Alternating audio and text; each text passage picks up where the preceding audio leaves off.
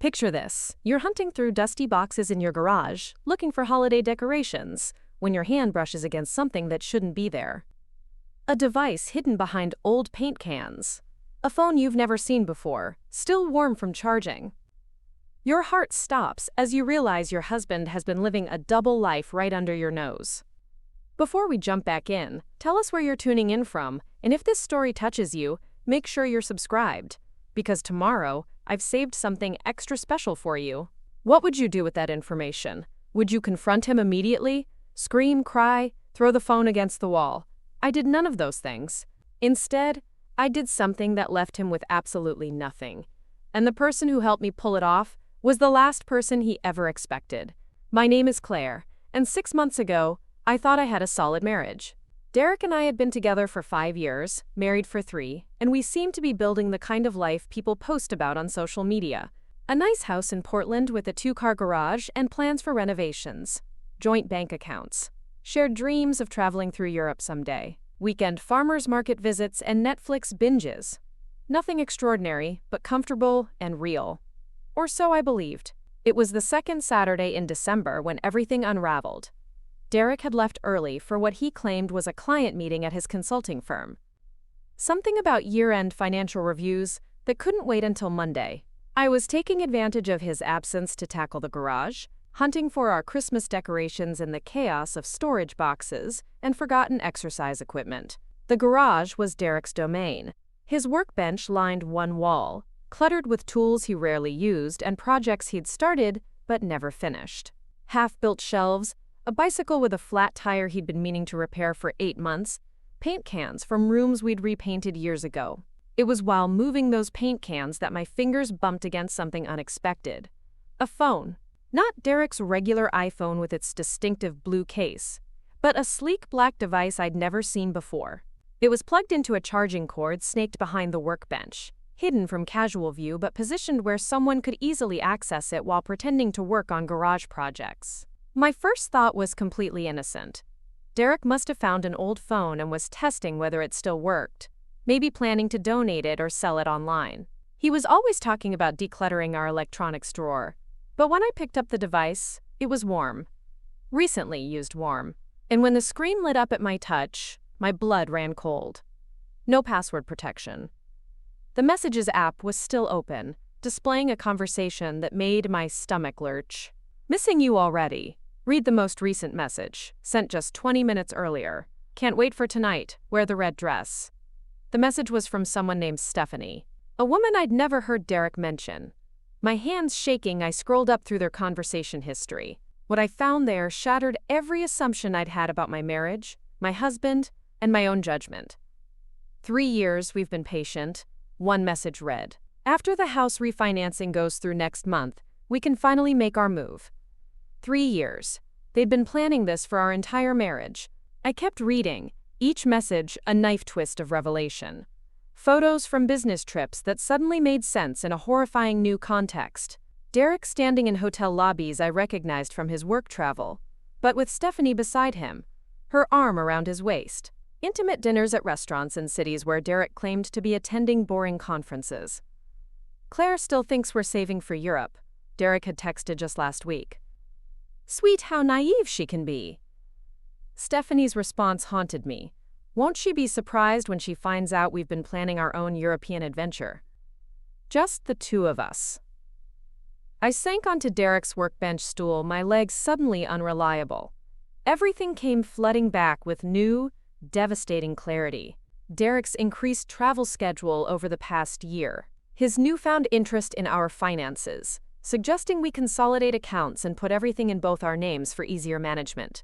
His subtle discouragement when I'd mentioned wanting to advance my graphic design career or reconnect with old friends. Even his recent enthusiasm about refinancing our house now revealed its true purpose. He wasn't planning to use that equity for home improvements or our European vacation. He was planning to cash out and disappear with the woman he'd been seeing for 3 years. The garage door rumbled open. Derek's car was pulling into the driveway, back from his supposed client meeting earlier than expected. Panic shot through me. I quickly powered off the phone, shoved it back behind the paint cans exactly where I'd found it, and grabbed the nearest decoration box, trying to look busy and normal. "Hey, babe," Derek called as he entered the garage, carrying coffee and what looked like genuine cheerfulness. "How's the decoration hunt going?" I forced a smile, praying my voice would sound normal. "Still digging through everything. These boxes are like archaeological layers." Derek laughed and kissed my cheek, the same casual affection he'd shown me for years, but now I could feel the deception in it. Those lips had been making plans with another woman for longer than I wanted to calculate. "Need help?" he offered, but he was already heading toward the door leading into the house. "I've got it," I managed, just trying to find the good ornaments before settling for the random stuff. That evening, Derek was unusually attentive. He suggested we order from our favorite Thai restaurant and picked a romantic comedy for our movie night. He even brought me tea without being asked, something he hadn't done in months. I sat beside him on our couch, watching him watch the movie, trying to reconcile this version of Derek with the man whose messages I'd read hours earlier. How does someone compartmentalize so completely? How do you plan someone's betrayal while simultaneously cuddling with them and laughing at comedy scenes? "You seem distant tonight," Derek observed during a commercial break. "Everything okay?" The irony was staggering. The man who'd been living a double life for 3 years was asking me why I seemed off. "Just tired from all the garage work," I said, leaning against his shoulder while my mind raced.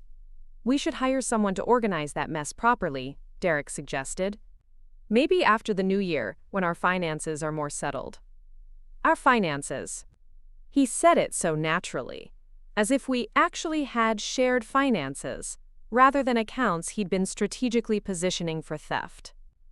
That night, after Derek fell asleep, I lay staring at the ceiling, planning my next move.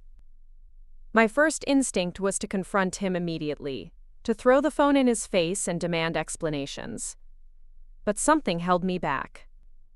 Maybe it was the methodical way Stephanie and Derek discussed their plans in those messages. They'd been patient and strategic for 3 years. Maybe it was time for me to be strategic too. The next morning, Derek announced he'd be traveling to Seattle the following weekend for what he described as a major client presentation. "Big potential contract," he explained over coffee. "Could really set us up financially for next year." I nodded supportively while remembering Stephanie's messages about booking a weekend getaway. Seattle wasn't their destination, but I wasn't ready to reveal what I knew. Instead, I spent that day researching. I looked up Stephanie Walsh online and found her LinkedIn profile. She worked at a marketing firm across town, just as Derek had mentioned when he'd casually brought up meeting new professional contacts. Her profile showed a polished, attractive woman in her early 30s with an MBA and an impressive client list. What struck me wasn't her qualifications or appearance, but a photo from a company retreat posted 3 months earlier. Derek was in the background of one group shot, clearly identifiable even though the caption only mentioned team-building exercises with industry partners. 3 months ago, Derek had told me he was attending a weekend training seminar for his consulting certification. He'd even shown me the brochure and complained about the boring curriculum. Another lie, carefully constructed with supporting evidence. I began to see our entire relationship through a different lens. How many business trips had actually been romantic getaways? How many late nights at the office had been dinner dates? How many times had Derek's concern for our budget been manipulation to prevent me from discovering his double spending? Monday morning, after Derek left for work, I returned to the garage and carefully documented everything on that phone. Photos of every message, every photo, every piece of evidence. I also discovered something that chilled me further. A hidden app that tracked our joint bank account activity, allowing Derek to monitor my spending while hiding his own transactions through what appeared to be a separate banking app altogether. He'd been watching my every financial move while concealing his own. The level of premeditation was staggering. But as I studied the evidence, a name kept appearing in their messages that puzzled me. Margaret Foster. Derek's aunt, who lived at an assisted living facility across town. The messages referenced her frequently, but in ways that didn't make sense. Maggie's paperwork is almost ready. Stephanie had written 2 weeks ago.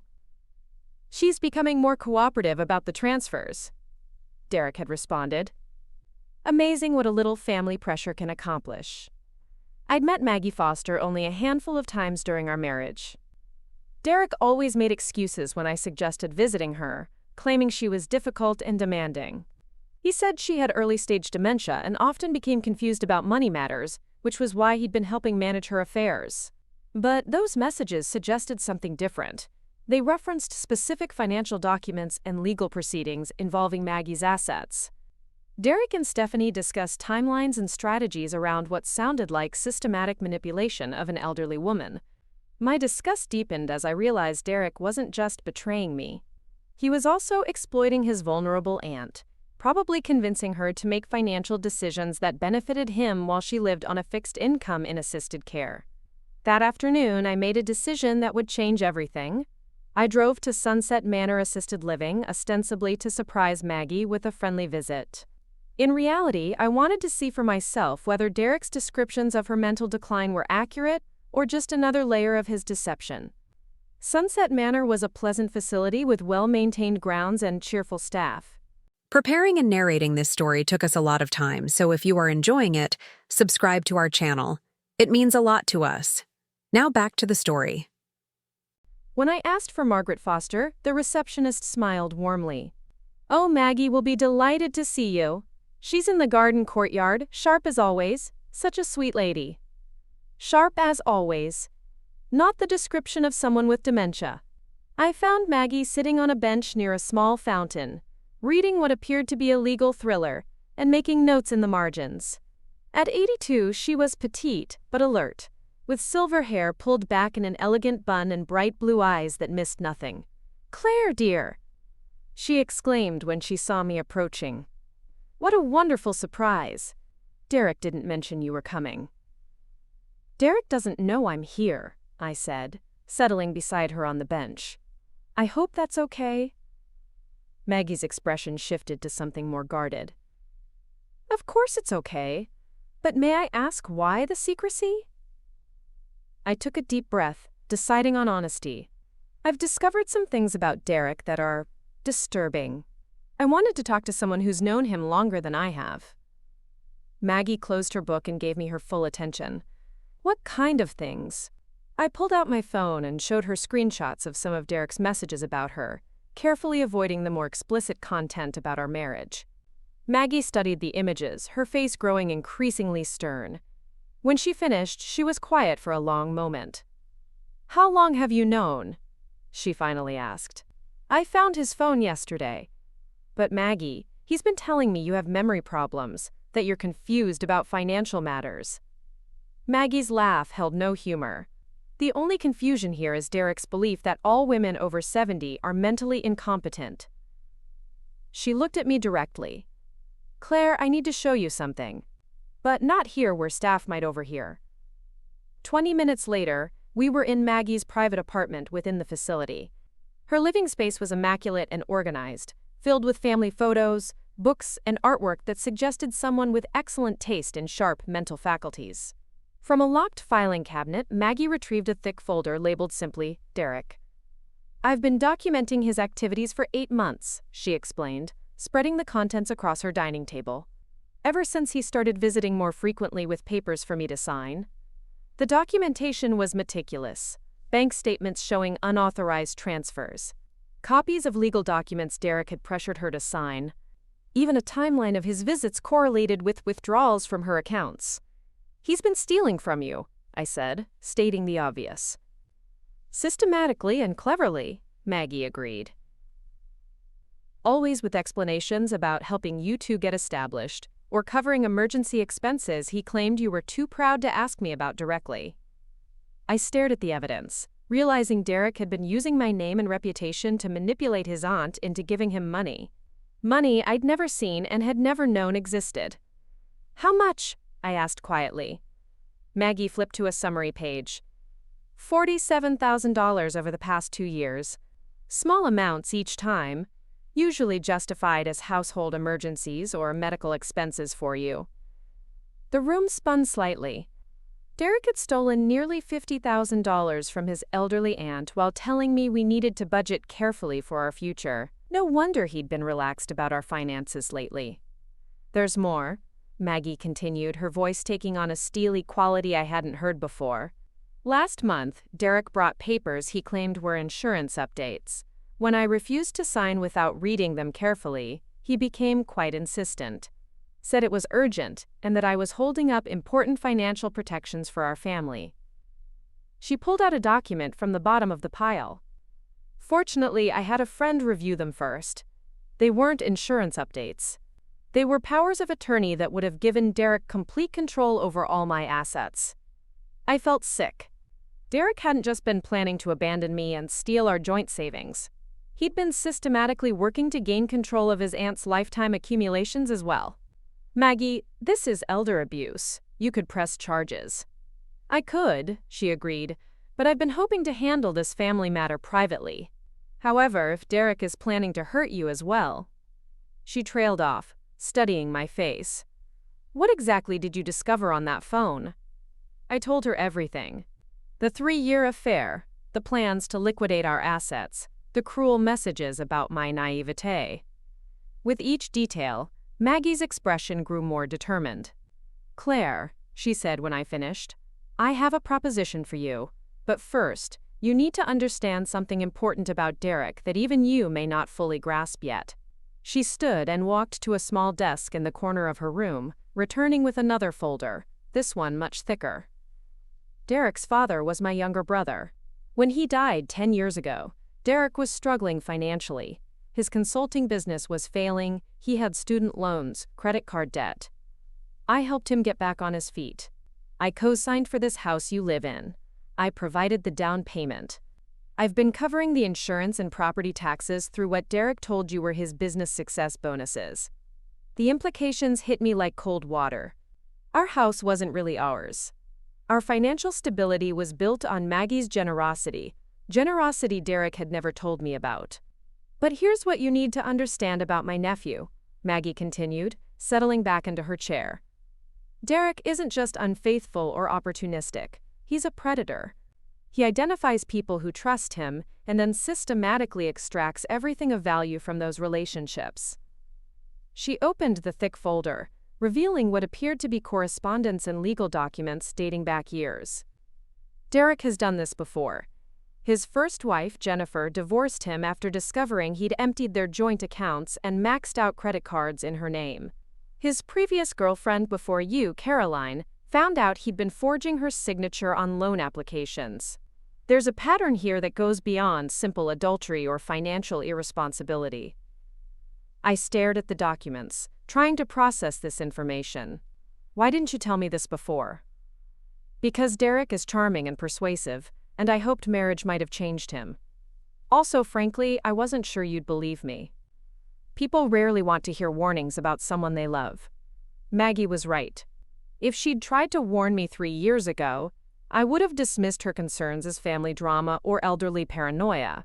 I would have trusted Derek's version of events over hers. But now you have evidence of his current activities, Maggie continued, and I have evidence of his systematic exploitation of me. Together, we might be able to do something neither of us could accomplish alone. What are you suggesting? Maggie's blue eyes held a sharpness that reminded me Derek had seriously underestimated this woman. I'm suggesting we let Derek continue with his plans while we document everything properly. Let him think he's successfully deceiving both of us, while we build a case that will ensure he faces real consequences for his choices. What kind of consequences? The kind that make it impossible for him to do this to anyone else. That evening, Derek returned home with flowers and takeout from my favorite Vietnamese restaurant. His mood was celebratory, though he tried to hide it. Good meeting? I asked, accepting the flowers while thinking about Stephanie's message about wearing a red dress. Very productive. Looks like we're on track for a strong year financially. He said, as if his secret relationship and planned theft were somehow team efforts. Over dinner, Derek was more talkative than usual, sharing details about his work projects and asking about my own freelance graphic design clients. It was the kind of conversation I'd always enjoyed with him, the sharing of daily life that makes marriage feel like partnership. Except now I knew it was performance. Derek was practicing normalcy while planning my betrayal. Actually, Derek said as we cleared the dishes, I might need to travel more next year. Expanding client base, some opportunities on the West Coast. West Coast. I remembered messages about San Diego property searches and discussions of starting fresh somewhere with better weather and lower cost of living. Sounds exciting, I said. Will I be able to visit any of these new locations? Derek's hesitation lasted only a fraction of a second, but I caught it. Maybe eventually. These initial client relationships are pretty demanding, but the travel will pay off in the long run for both of us. Both of us. Another lie so smooth it would have been completely believable if I didn't know better. That night, after Derek fell asleep, I lay awake planning my approach. Confronting him directly would only put him on guard and give him time to hide assets or accelerate his timeline. But I also couldn't let him continue stealing from Maggie or planning to devastate our shared finances. The next morning, Derek left early again, claiming he needed to catch up on paperwork at his office. As soon as his car disappeared around the corner, I returned to the garage and that hidden phone. This time, I wasn't just reading messages. I was systematically documenting everything. I photographed conversation threads, financial planning discussions, travel arrangements, and intimate exchanges. The evidence painted a picture of systematic deception that went far beyond a simple affair. Derek and Stephanie had been planning this exit strategy with the thoroughness of a business merger. They'd researched our state's divorce laws, identified which assets they could claim, and even discussed how to manipulate the timeline to maximize their financial gain, while minimizing their legal exposure. Most disturbingly, they'd been coordinating their exploitation of Maggie with the same calculating precision. Messages showed they'd researched elder abuse laws and had been carefully staying within legal boundaries while pushing ethical ones. As long as she signs willingly, even with pressure, it's not technically fraud, Derek had texted. Your family relationship gives you natural influence, Stephanie had responded. Elderly people usually trust family members with financial decisions. They were predators, just as Maggie had said, and they'd been treating both of us like prey. As I photographed the last of their message threads, I heard a car door slam in the driveway. Derek was returning much earlier than expected. I quickly powered off the phone, restored it to its hiding place, and grabbed a box of tangled Christmas lights, my heart hammering. Derek entered the garage looking slightly flustered. Forget something? I asked, trying to sound casual. Just needed to grab my measuring tape, he said, but his eyes scanned the workbench area where I'd been standing. Everything okay? You look stressed. Derek forced a smile. Client changed our meeting time. These people never respect boundaries. He retrieved a measuring tape from a drawer, but I noticed him glance toward the paint cans where his phone was hidden. Had he noticed something out of place? I'll probably be later tonight than planned, he continued. This client situation is getting complicated. Another lie, delivered with practiced ease. After Derek left, I stood in the garage for a long time, staring at the paint cans that concealed his secret life. I was holding evidence of systematic betrayal and elder abuse. The question was what to do with it. I could expose everything immediately, but that would likely result in Derek destroying evidence and accelerating his escape timeline. I could report the elder abuse to authorities, but without Maggie's cooperation and additional documentation, Derek might find ways to explain or minimize his actions. Or I could follow Maggie's suggestion, let Derek continue thinking he was successfully deceiving us while we built an unshakable case against him. The decision crystallized as I remembered Stephanie's message about my naivete. They thought I was too trusting and unaware to pose any threat to their plans. Time to prove them wrong. That afternoon, I called Maggie. I'd like to take you up on your offer, I said without preamble. Which offer, dear? The one about making sure Derek faces real consequences for his choices. Maggie was quiet for a moment. Then, can you come over this evening? There are some people I'd like you to meet. What kind of people? The kind who specialize in situations exactly like ours. As I hung up the phone, I realized I'd just committed to something that would either save me or destroy what remained of my life. But given what Derek and Stephanie had planned for me, I was already destroyed. I just hadn't known it yet. Now it was time to fight back. That evening I drove back to Sunset Manor, my hands gripping the steering wheel tighter than necessary. Maggie had been cryptic about the people she wanted me to meet, but something in her tone suggested this was more than just friendly advice from a concerned relative. The facility's lobby was quieter in the evening hours, with soft classical music playing and residents gathered in small groups for after-dinner activities. I found Maggie in her apartment, but she wasn't alone. A woman in her 50s sat across from Maggie at the dining table, documents spread between them. She had short gray hair, wire-rimmed glasses, and the kind of precise posture that suggested legal training or military background. "Claire, perfect timing," Maggie said, rising to greet me. "I'd like you to meet Helen Rodriguez. She's been helping me navigate Derek's financial manipulations." Helen stood and extended her hand with a firm grip. "Mrs. Thompson, Maggie has told me quite a bit about your situation.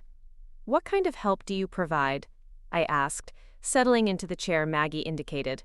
"I'm a family law attorney specializing in elder abuse cases," Helen explained. "I also handle divorce proceedings where financial fraud is involved." Maggie contacted me 3 months ago when Derek first started pressuring her to sign those power of attorney documents. I looked between the two women. "You've been investigating Derek for 3 months?" Helen nodded. Maggie was suspicious of Derek's sudden increased attention to her finances, especially when he started bringing official-looking papers and pressuring her to sign quickly. "Smart woman, your aunt-in-law. She insisted on having everything reviewed before putting pen to paper." Maggie poured tea for all 3 of us, her movements steady and purposeful. Helen discovered that Derek has a pattern of financial exploitation that extends beyond just family members. "What do you mean?" I asked, though I suspected I already knew. Helen opened a folder and pulled out several documents. "Derek Thompson has been involved in 3 previous instances of financial fraud. His first wife, Jennifer Morrison, filed complaints about identity theft and unauthorized credit applications. His former girlfriend, Caroline Walsh, reported similar activities. Both cases were settled out of court with Derek making restitution payments." Caroline Walsh. The name was different, but similar enough to Stephanie Walsh that I wondered if Derek had a type, or if the similarity was coincidental. "Neither woman pressed criminal charges," Helen continued, "which means Derek learned to be more careful about his methods, not to stop the behavior entirely." She showed me copies of police reports, civil court filings, and settlement agreements. The pattern was clear and disturbing. Derek identified women with stable finances, gained their trust through romance, systematically accessed their assets, then disappeared when confronted. "The difference with you," Helen said, "is that Derek married you, which gives him legal access to joint assets that would have required fraud to obtain from previous victims. And the difference with me," Maggie added, "is that I'm family, which makes his actions elder abuse rather than simple fraud." I sipped my tea, trying to process the implications. So Derek isn't just cheating on me, he's running a long-term con that includes both of us. "Exactly," Helen confirmed. "And based on the timeline Maggie has provided, he's been planning this particular scheme since before your wedding." The room felt cold, despite the warm tea. My marriage hadn't just failed, it had been fraudulent from the beginning. Derek hadn't fallen out of love with me or made impulsive mistakes. He'd been systematically extracting value from my life while planning his exit strategy with another woman. "What can we do about it?" I asked. Helen leaned forward. "Quite a lot, actually. But we need to be strategic. Derek has gotten away with this behavior before because his victims either didn't have sufficient evidence or were too embarrassed to pursue criminal charges. What makes our situation different?" "2 things," Maggie interjected. "First, Derek has been sloppy because he thinks we're both easy targets. He's left more evidence than he probably realizes. And second," Helen continued, "we have time to build a comprehensive case before he executes his exit plan. If we move too quickly, he might destroy evidence or accelerate his timeline. But if we're patient and methodical, we can ensure he faces serious legal consequences." Helen spread out more documents on the table. I've already begun preliminary filings to freeze Derek's access to Maggie's accounts. But we need evidence of his activities with your joint finances before we can take similar protective measures there. I thought about the messages on Derek's hidden phone, the photos of him with Stephanie, the financial discussions about liquidating assets. I have evidence, but I'm not sure how to use it without revealing that I've found his secret phone. Show me what you have, Helen said. I pulled out my own phone and showed them the screenshots I'd taken of Derek and Stephanie's conversations. Helen studied each image carefully while Maggie looked over her shoulder. This is excellent, Helen said after reviewing everything. These messages establish premeditation, conspiracy, and intent to defraud. The discussions about manipulating you and Maggie show clear criminal intent. But how do I explain how I got them? Helen smiled for the first time since I'd met her. Actually, that's simpler than you might think. Oregon is a one-party consent state for recording conversations, and these messages were stored on a device found in your own home. What does that mean legally? It means you had every right to examine a phone you discovered in your own garage. Derek lost any expectation of privacy when he left the device in a shared marital residence. Maggie clapped her hands together softly. So we can use everything Claire found? Better than that, Helen said. We can use Claire's discovery as probable cause to investigate Derek's other activities. These messages reference financial crimes against Maggie, which gives us grounds to examine his handling of her assets with much greater scrutiny. Over the next hour, Helen outlined a strategy that was both elegant and ruthless. We would allow Derek to continue his plans while systematically documenting his activities and building legal cases on multiple fronts. First, Helen would work with law enforcement to investigate Derek's elder abuse of Maggie. The evidence I'd found provided probable cause, and Helen had contacts in the district attorney's office who specialized in financial crimes against seniors. Second, she would help me prepare for divorce proceedings that would maximize asset protection and minimize Derek's ability to claim joint property. The messages showed his intent to defraud me, which would impact how courts viewed property division. Third, and most importantly, we would coordinate our actions to ensure Derek faced criminal charges rather than just civil consequences. Helen believed we had enough evidence for prosecutions on multiple counts. What's the timeline? I asked. Derek's messages suggest he's planning to execute his exit strategy after your house refinancing goes through, Helen said. That gives us about 6 weeks to complete our preparations. 6 weeks to what exactly? Maggie answered. 6 weeks to make sure Derek loses everything instead of gaining it. Helen nodded. By the time we're finished, Derek will face criminal charges for elder abuse and fraud, lose access to all joint assets, and have his previous victims' cases reopened as part of a pattern investigation. The scope of what they were proposing was staggering. What do you need from me? Continued access to Derek's communications, Helen said. We need to monitor his activities without him knowing we're aware of them. Can you do that? I thought about sneaking into the garage every few days to photograph messages on a hidden phone while pretending everything was normal with my husband. Yes, but what if he catches me? He won't if you're careful. Derek is overconfident because his previous schemes have worked. He's not expecting either of you to fight back. Maggie reached across the table and squeezed my hand. Claire, I know this is a lot to process. You married Derek believing he loved you, and now you're discovering your entire relationship was built on lies. She was right. The emotional impact of Derek's betrayal was almost as devastating as the financial implications. I'd spent 3 years building what I thought was a partnership, only to learn I was actually being systematically exploited. But here's what Derek didn't count on, Maggie continued.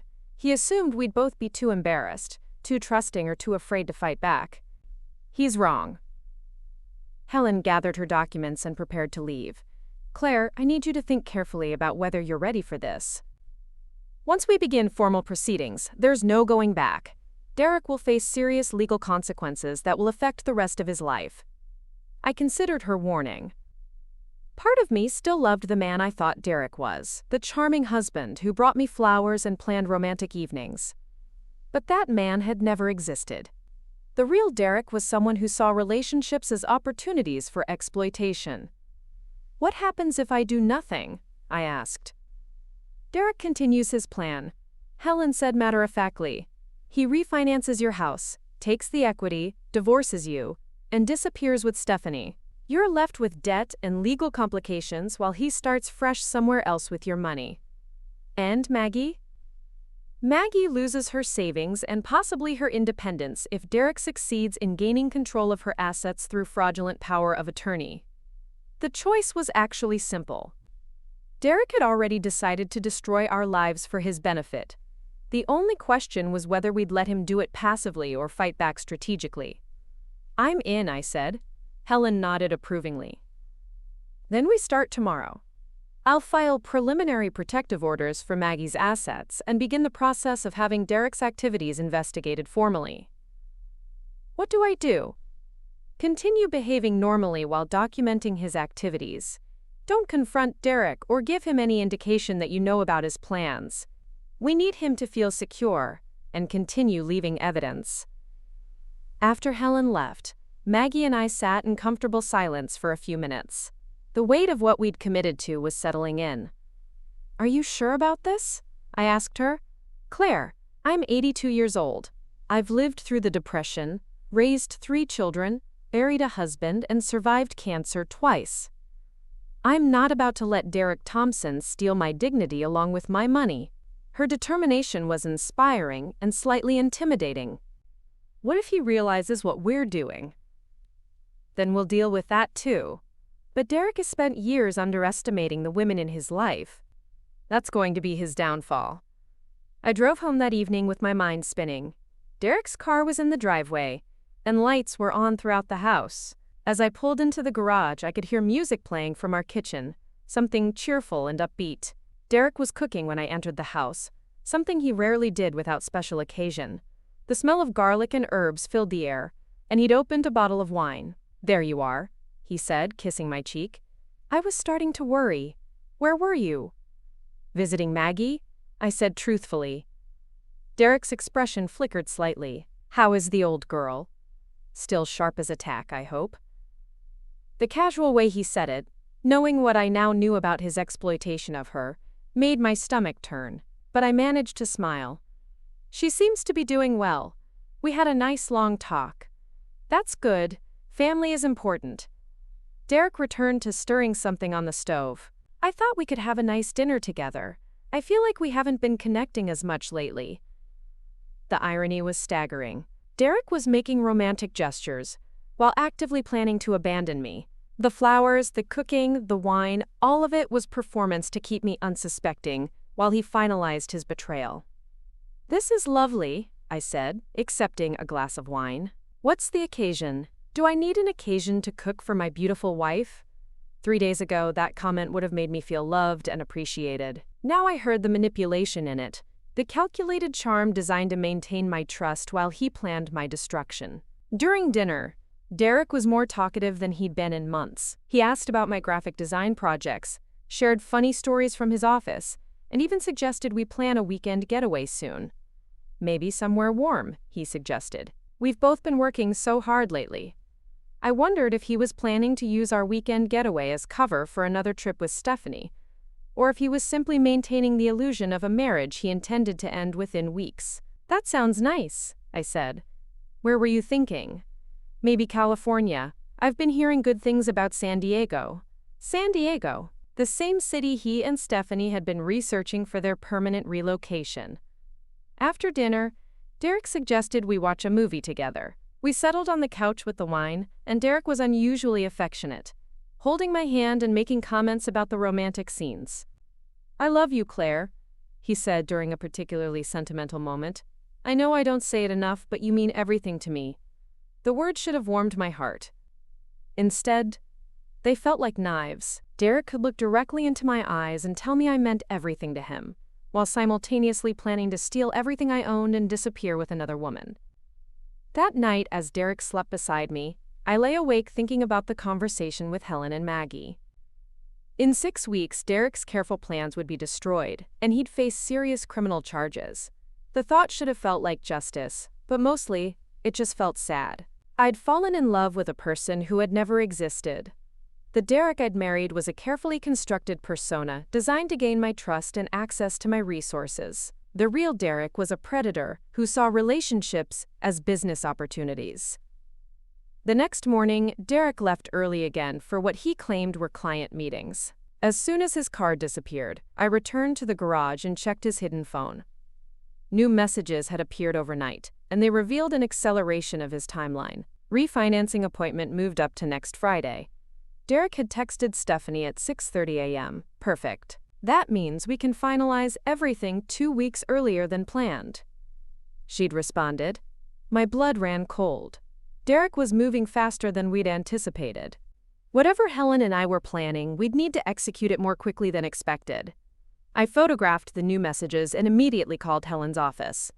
Her secretary said she was in court but would call me back before noon. While waiting, I tried to maintain normal routines. I worked on a logo design for a local bakery, responded to emails from potential clients, and even started a load of laundry. Ordinary activities that felt surreal given what I knew about my husband's secret life. Helen called back at 11:45. Derek's accelerating his timeline. I told her without preamble. He moved the refinancing appointment up by 2 weeks. How much equity can he access through refinancing? I pulled out our mortgage documents and calculated quickly. About $180,000. We've been paying extra principal for 3 years, and property values have increased significantly. That changes things. If Derek gains access to that much cash, he could disappear internationally before we complete criminal proceedings. My heart sank. So what do? We move faster. I'm going to contact the district attorney's office today and push for immediate investigation of Derek's activities. We may need to freeze your joint assets sooner than planned. What will that look like? Derek will discover he can't access your bank accounts or proceed with refinancing. He'll know someone has intervened. So much for maintaining the element of surprise. Claire, with Derek accelerating his timeline, maintaining surprise is less important than protecting assets. If he gets that refinancing money, he'll be gone before we can stop him. After hanging up with Helen, I sat in my kitchen staring at the walls Derek and I had painted together 2 years ago. We'd spent an entire weekend picking the perfect shade of blue, laughing as we got more paint on ourselves than on the walls. Had any of it been real? Had Derek felt genuine affection for me, or was every moment calculated to maintain his access to my trust and resources? My phone buzzed with a text from Derek. Client lunch running long. Don't wait dinner for me. Another lie. Delivered casually while he was probably having an afternoon with Stephanie, finalizing their plans to steal my life savings and disappear. But Derek had made a critical error. He'd assumed Maggie and I were too naive or too isolated to fight back effectively. He'd underestimated both our intelligence and our determination. That afternoon, I drove to Sunset Manor with a sense of purpose I hadn't felt in months. Maggie was waiting for me in the lobby, dressed in a sharp blue suit and carrying a briefcase I hadn't seen before. Ready to take Derek down? She asked with a smile that would have been sweet on anyone else but looked distinctly predatory on her. More ready than I've ever been for anything in my life. Good. Because Helen has arranged for us to meet with Detective Patricia Walsh from the Financial Crimes Unit in 1 hour. Detective Walsh. Another Walsh, though I suspected this one would be far more helpful than Stephanie. What happens in that meeting? We formally begin the process of destroying Derek's life the same way he's been destroying ours.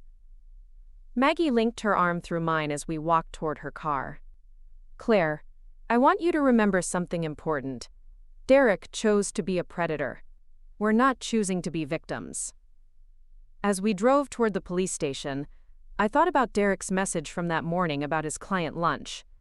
By the time he returned home that evening, expecting to find his trusting wife waiting with dinner and conversation, his entire world would have changed. He just didn't know it yet.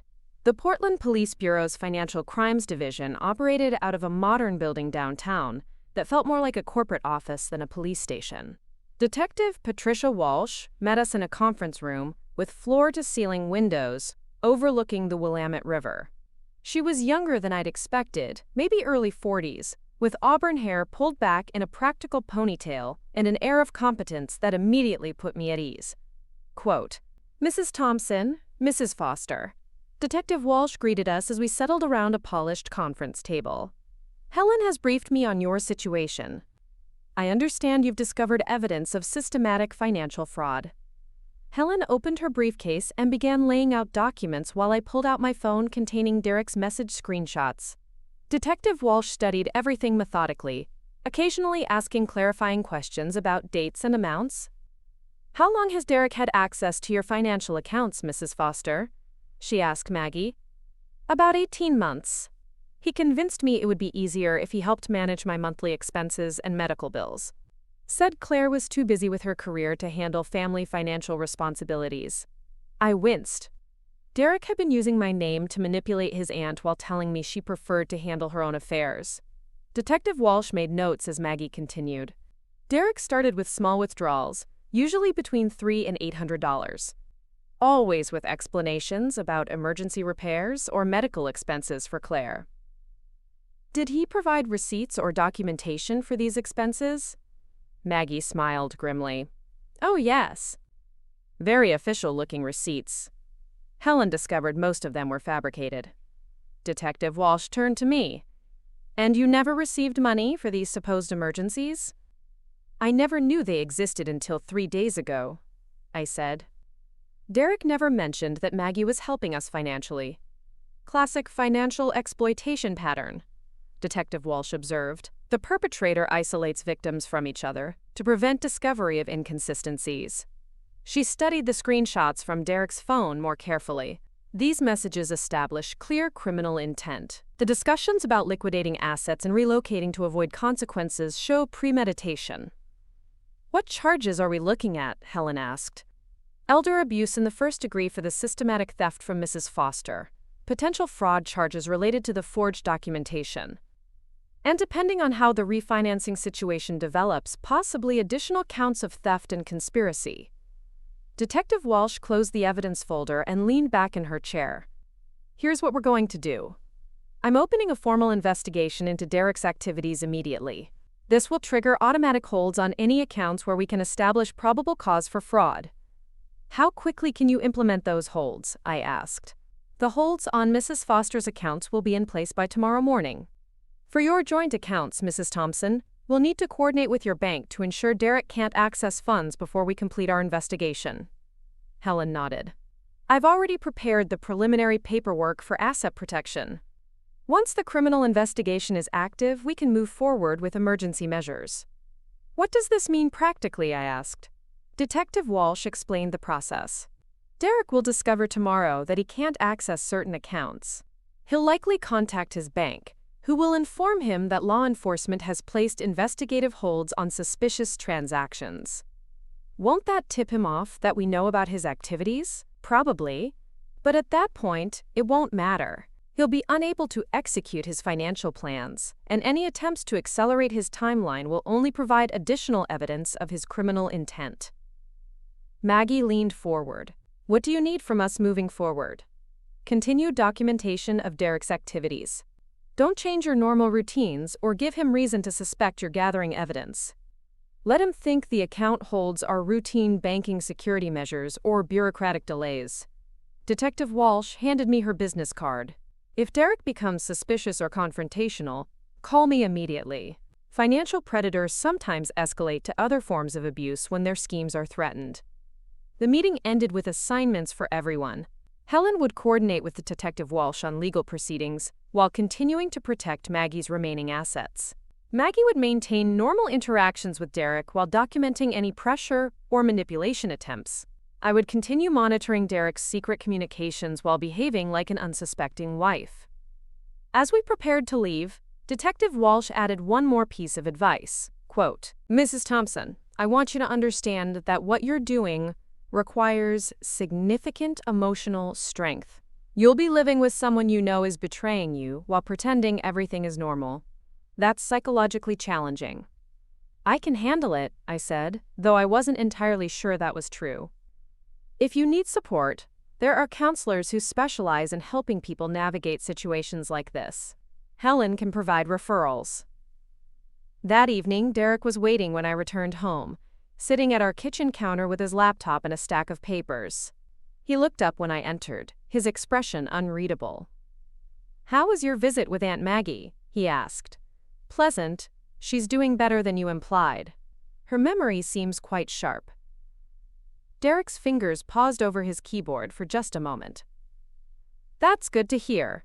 Sometimes she has better days than others." I poured myself a glass of water and stood across the counter from him. "What are you working on?" "Just reviewing some financial projections for next year. Trying to figure out our best options for growth." Growth. Such an optimistic word for what was actually theft and abandonment planning. "Anything exciting?" I asked, playing the supportive wife while studying his reaction. "Maybe. I've been looking into some investment opportunities that could really accelerate our savings timeline." Our savings timeline. Another lie wrapped in inclusive language.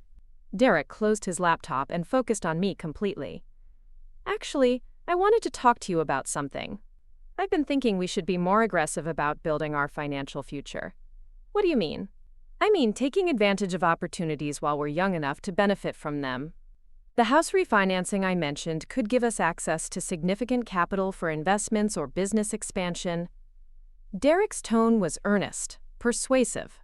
If I hadn't seen his messages, I would have been impressed by his financial foresight and planning. "That sounds smart," I said. "What kind of investments?" "There are some real estate opportunities on the West Coast that could provide excellent returns.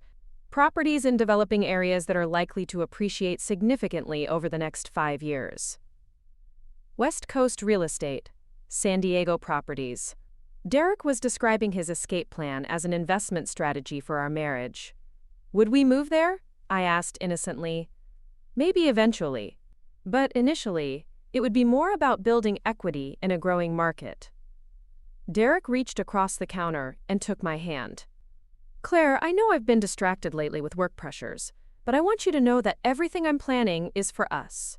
For our future together." The sincerity in his voice was perfect. If I hadn't read his messages about my naivete and his plans to abandon me, I would have felt grateful for his thoughtfulness and planning. "I trust you," I said, meaning the opposite entirely. Derek smiled and squeezed my hand. "That means everything to me." The next morning brought the first test of our strategy. Derek left for work at his usual time, but I received a text from him just 2 hours later. "Something weird is happening with our bank account. Can't access online banking. Probably just technical issues, but I'm going to call them during lunch." I responded with appropriate concern.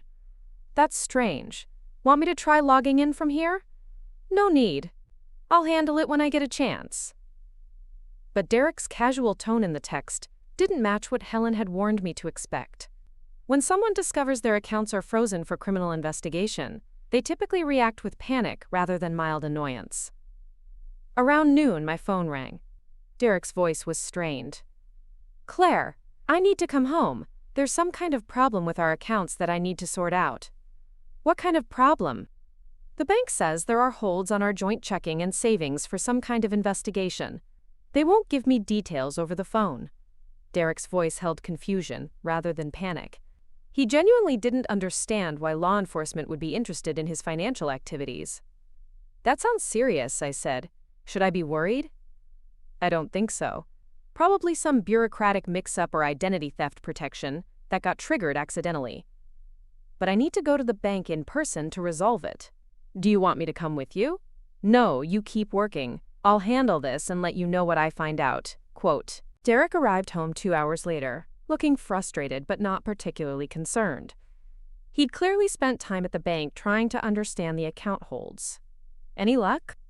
I asked as he slumped into his favorite armchair. "Bank manager says the holds are related to some kind of fraud investigation, but they can't tell me specifics because it's being handled by law enforcement." Derek rubbed his temples as if fighting a headache.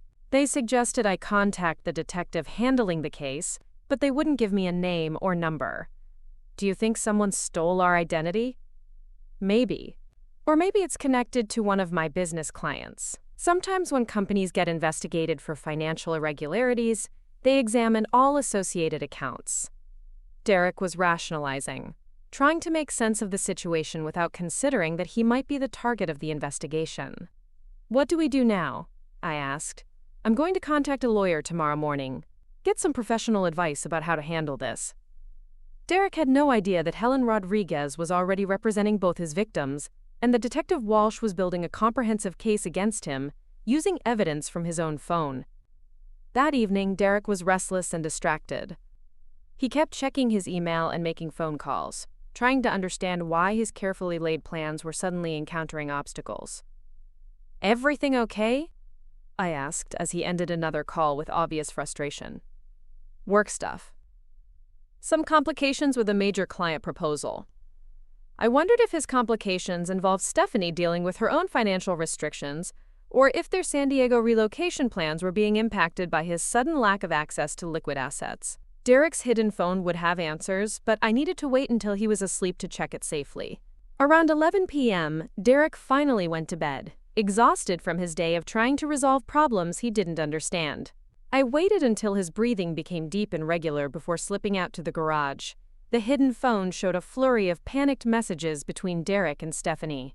"All my accounts are frozen," Derek had texted. "Bank says it's a fraud investigation but won't give details."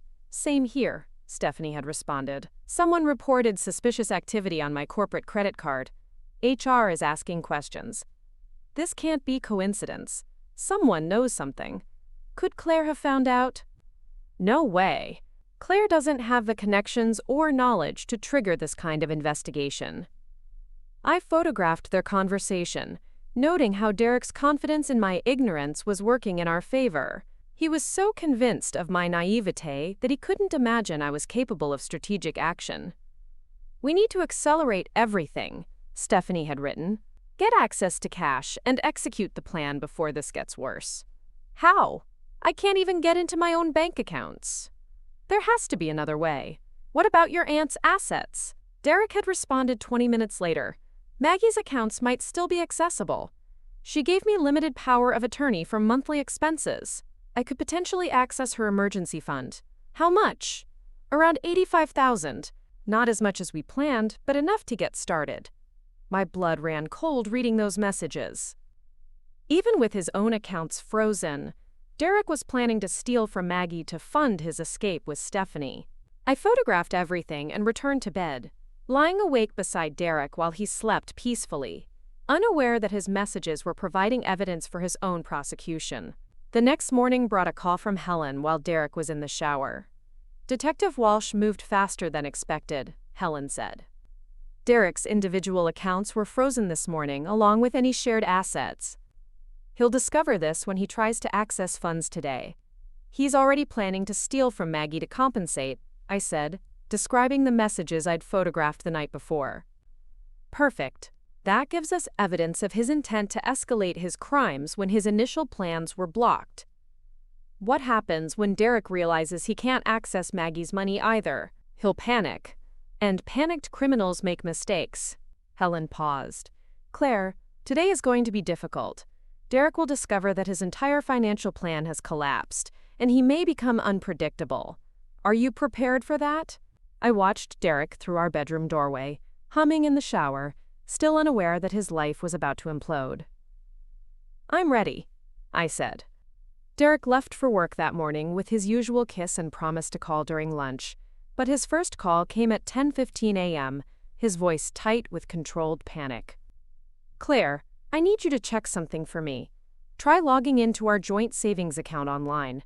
I pretended to pull up the banking website. "It's not letting me in. Says to contact customer service. Same problem I'm having. This is escalating beyond just technical issues. Should I be concerned?" Derek was quiet for a moment. "I don't think so. But I'm going to spend the day sorting this out. Might be late getting home." After Derek hung up, I immediately called Helen to report his increasing anxiety. "He's going to try accessing Maggie's accounts next," Helen predicted. "Detective Walsh has been monitoring for that possibility. What happens when he can't get to her money either?" Then Derek realizes he's trapped, and we see what kind of person he really is when his schemes fail. That afternoon brought a series of increasingly frantic calls from Derek. Each time he discovered another blocked access point, His voice became more strained. "Someone has definitely targeted our accounts," he said during his third call. "This isn't random." "Who would do that?" I asked, genuinely curious how Derek would explain the investigation without admitting his criminal activities. Maybe identity thieves. Or possibly some kind of audit related to my business clients. I'm trying to get more information. By evening, Derek had discovered that even Maggie's accounts were under protective holds. When he called her directly to discuss what he claimed were urgent financial matters, Maggie played her role perfectly. "Oh, Derek, dear. I'm so sorry, but my bank has told me not to make any major financial decisions right now. Something about protecting seniors from fraud. Very thoughtful of them, really." Derek's frustration was evident when he recounted the conversation to me. Maggie's bank has her spooked about financial fraud. She won't even discuss accessing her emergency fund for legitimate family expenses. "What kind of family expenses?" I asked. Derek hesitated. "Just some cash flow issues related to the account holds. Nothing serious, but we might need temporary family support until this gets resolved." Family support. Derek was so accustomed to manipulating both Maggie and me that he couldn't conceive of us comparing notes about his requests for money. That evening, Derek spent hours on his laptop, making phone calls and growing increasingly agitated. I pretended to work on client projects while actually documenting his behavior and stress patterns. "Any luck resolving the banking issues?" I asked around 9 p.m. Derek closed his laptop with more force than necessary. "It's more complicated than I thought. Might take several days to sort out. Is there anything I can do to help?" Derek looked at me with an expression I couldn't quite read. For a moment, I wondered if he suspected my involvement. But then his face softened into the concerned husband mask he wore so well. "Just be patient with me while I work through this mess. It's probably going to be a stressful few days." "Of course, we'll figure it out together." Derek nodded, but something in his demeanor had shifted. He was looking at me more carefully, as if seeing me differently. After Derek went to bed, I checked his hidden phone again. The messages between him and Stephanie had taken on a desperate quality. "Everything is locked down," Derek had written. "Bank accounts, credit lines, even business accounts. Someone has definitely targeted us specifically." "Could it be the wives?" Stephanie had asked. "Maybe they figured out about us." Claire doesn't have the connections or intelligence to pull something like this off. And Maggie is just an old woman who trusts whatever I tell her. Then who? I don't know, but we need to consider that our timeline has been completely destroyed. Stephanie's response chilled me. What about just taking whatever cash we can access and disappearing? Start over somewhere without all these complications. With what money? Every account I can access has been frozen. There has to be something. Check your house for valuables, electronics, anything we can liquidate quickly. Derek had replied just an hour earlier. Looking into it. Claire has some expensive equipment for her design work. Might be able to sell that. My design equipment. The professional cameras, editing software, and computer systems I'd invested years building my freelance business. Derek was now planning to steal my work tools to fund his escape with another woman. I photographed their entire conversation and sent copies to Helen and Detective Walsh. Then I sat in the dark garage, surrounded by the ordinary objects of my life, processing the reality that Derek was willing to steal my professional livelihood along with everything else. The next morning, Derek left early again, claiming he had appointments with financial advisors about resolving the account issues. But his behavior was different. He was more watchful, more controlling about his phone and laptop, and he kept glancing around our house as if cataloging valuable items. While Derek was gone, I did something I'd never done before. I gathered all my expensive design equipment, my professional cameras, editing monitors, and specialized software, and loaded everything into my car. I drove to a storage facility across town and rented a small unit, safely removing my business tools from Derek's potential reach. If Derek was planning to liquidate my equipment for cash, he was going to find empty shelves where thousands of dollars of professional gear should have been. That afternoon, I visited Maggie again. She was waiting in her apartment with updates from Helen and Detective Walsh. The investigation is moving faster than expected, Maggie reported. Detective Walsh found irregularities in Derek's business accounts that suggest he's been running financial schemes beyond just what he's done to us. What kind of irregularities? Client payments that were deposited but never reported to his consulting firm. Invoice padding where Derek charged clients for services but provided cheaper alternatives while pocketing the difference. I sat down heavily. How many people has Derek been stealing from? Detective Walsh thinks at least 6 different victims over the past 3 years. You and I are just the most recent. Helen arrived while we were talking, carrying new legal documents and wearing an expression of grim satisfaction. Derek tried to visit 3 different banks today, she announced, attempting to open new accounts and access credit lines. All of his requests were denied because of the fraud flags in his credit profile. So he's definitely panicking, I observed. More than that, he's making desperate moves that are providing additional evidence of criminal intent. Helen spread new documents across Maggie's dining table. Derek also contacted an attorney this afternoon, trying to understand his legal options for challenging the account holds. What did the attorney tell him?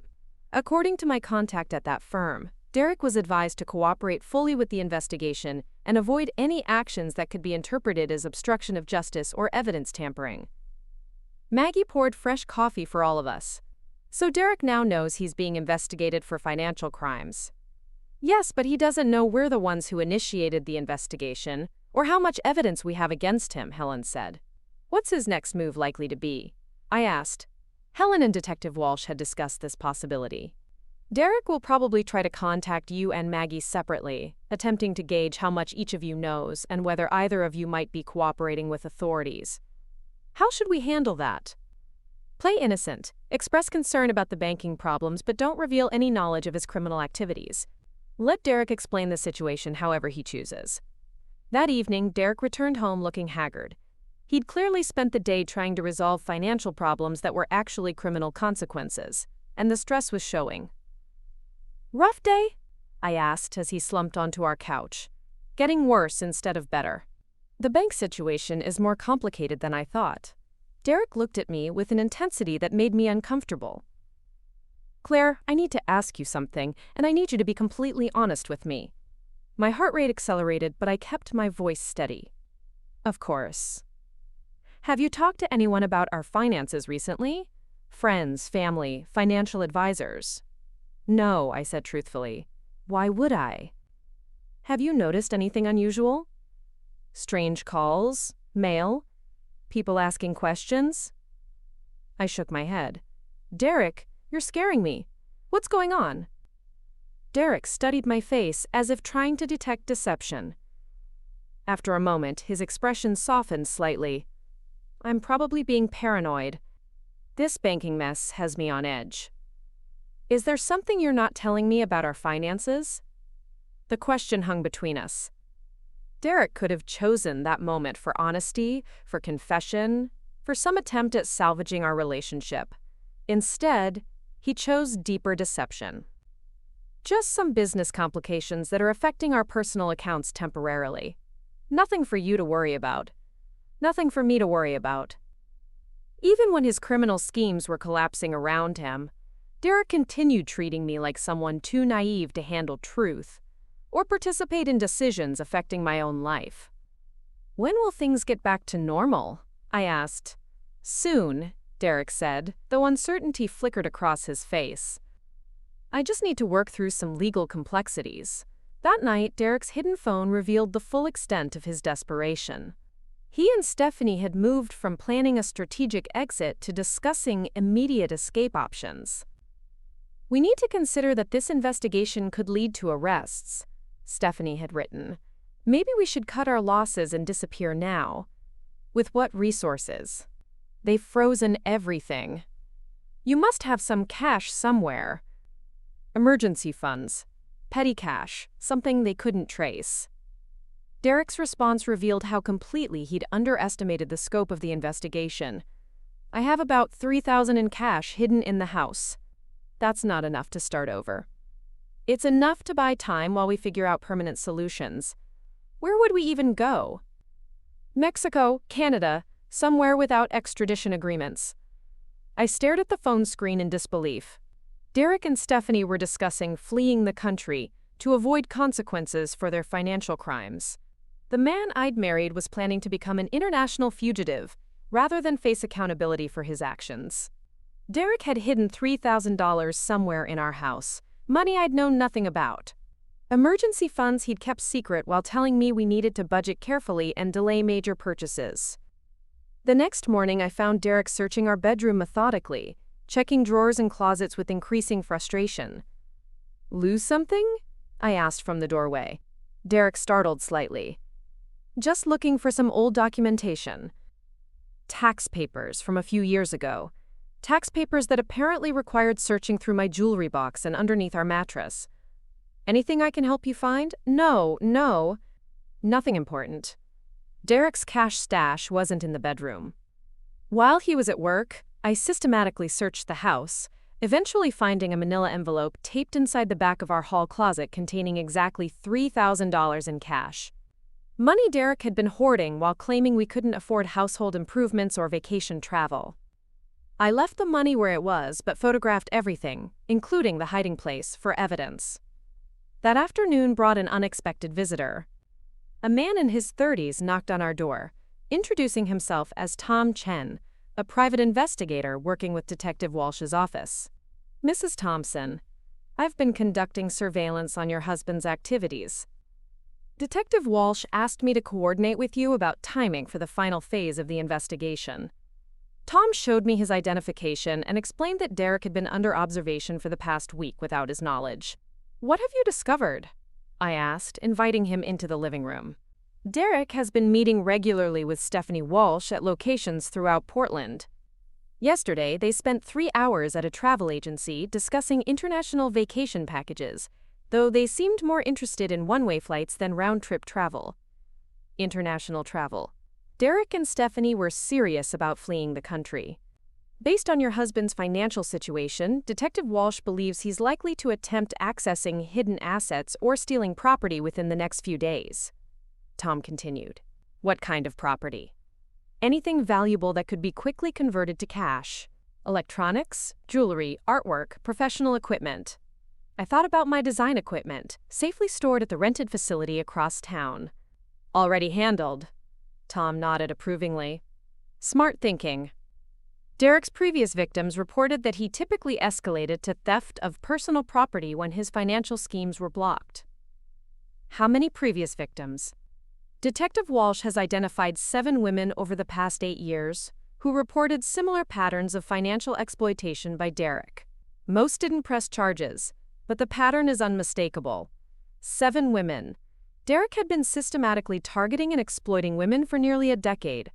What happened to them? Financial losses ranging from $15,000 to over $60,000. Destroyed credit ratings from loans and credit cards Derek opened in their names. Emotional trauma that several are still addressing through therapy. Tom handed me a business card. "Detective Walsh wanted me to give you this. It's for a support group that helps victims of financial abuse recover both emotionally and practically." I studied the card, realizing that regardless of how our strategy played out, I would need help processing the psychological impact of discovering my entire marriage had been a criminal enterprise. "When does Detective Walsh plan to make arrests?" I asked. "That depends partly on Derek's next moves. If he attempts to steal additional property or flee the jurisdiction, she'll act immediately.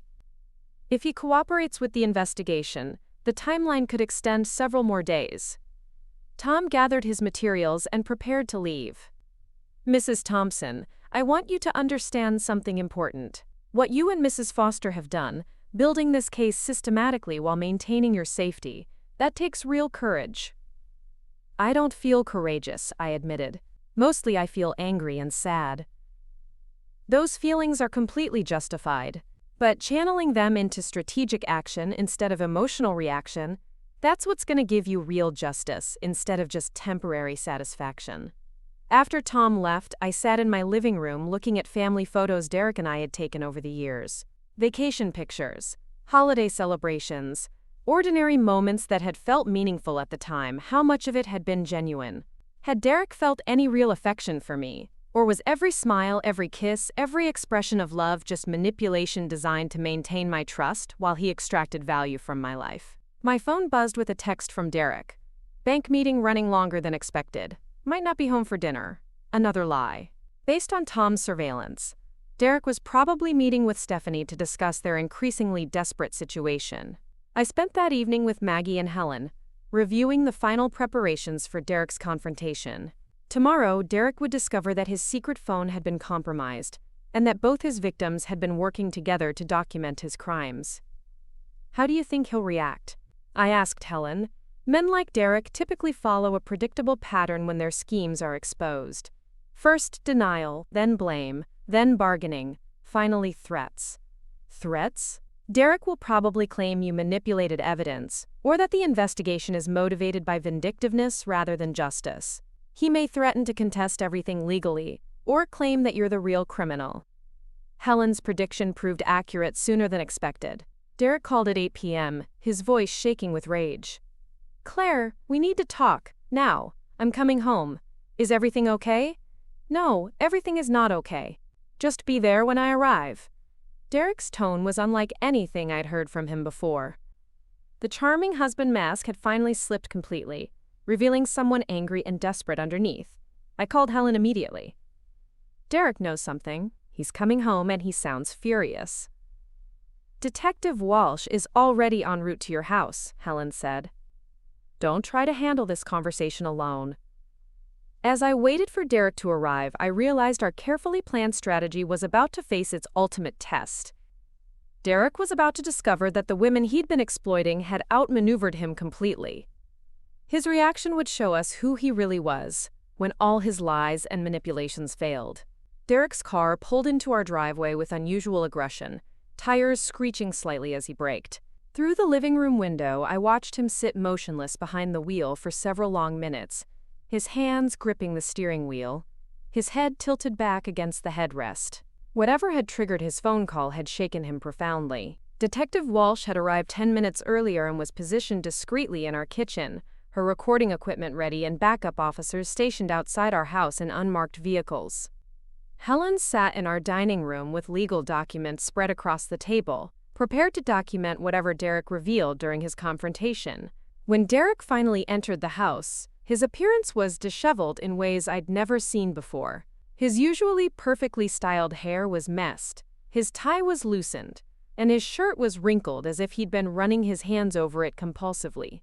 Most unsettling were his eyes, which held a combination of fury and fear that transformed his familiar features into something almost unrecognizable.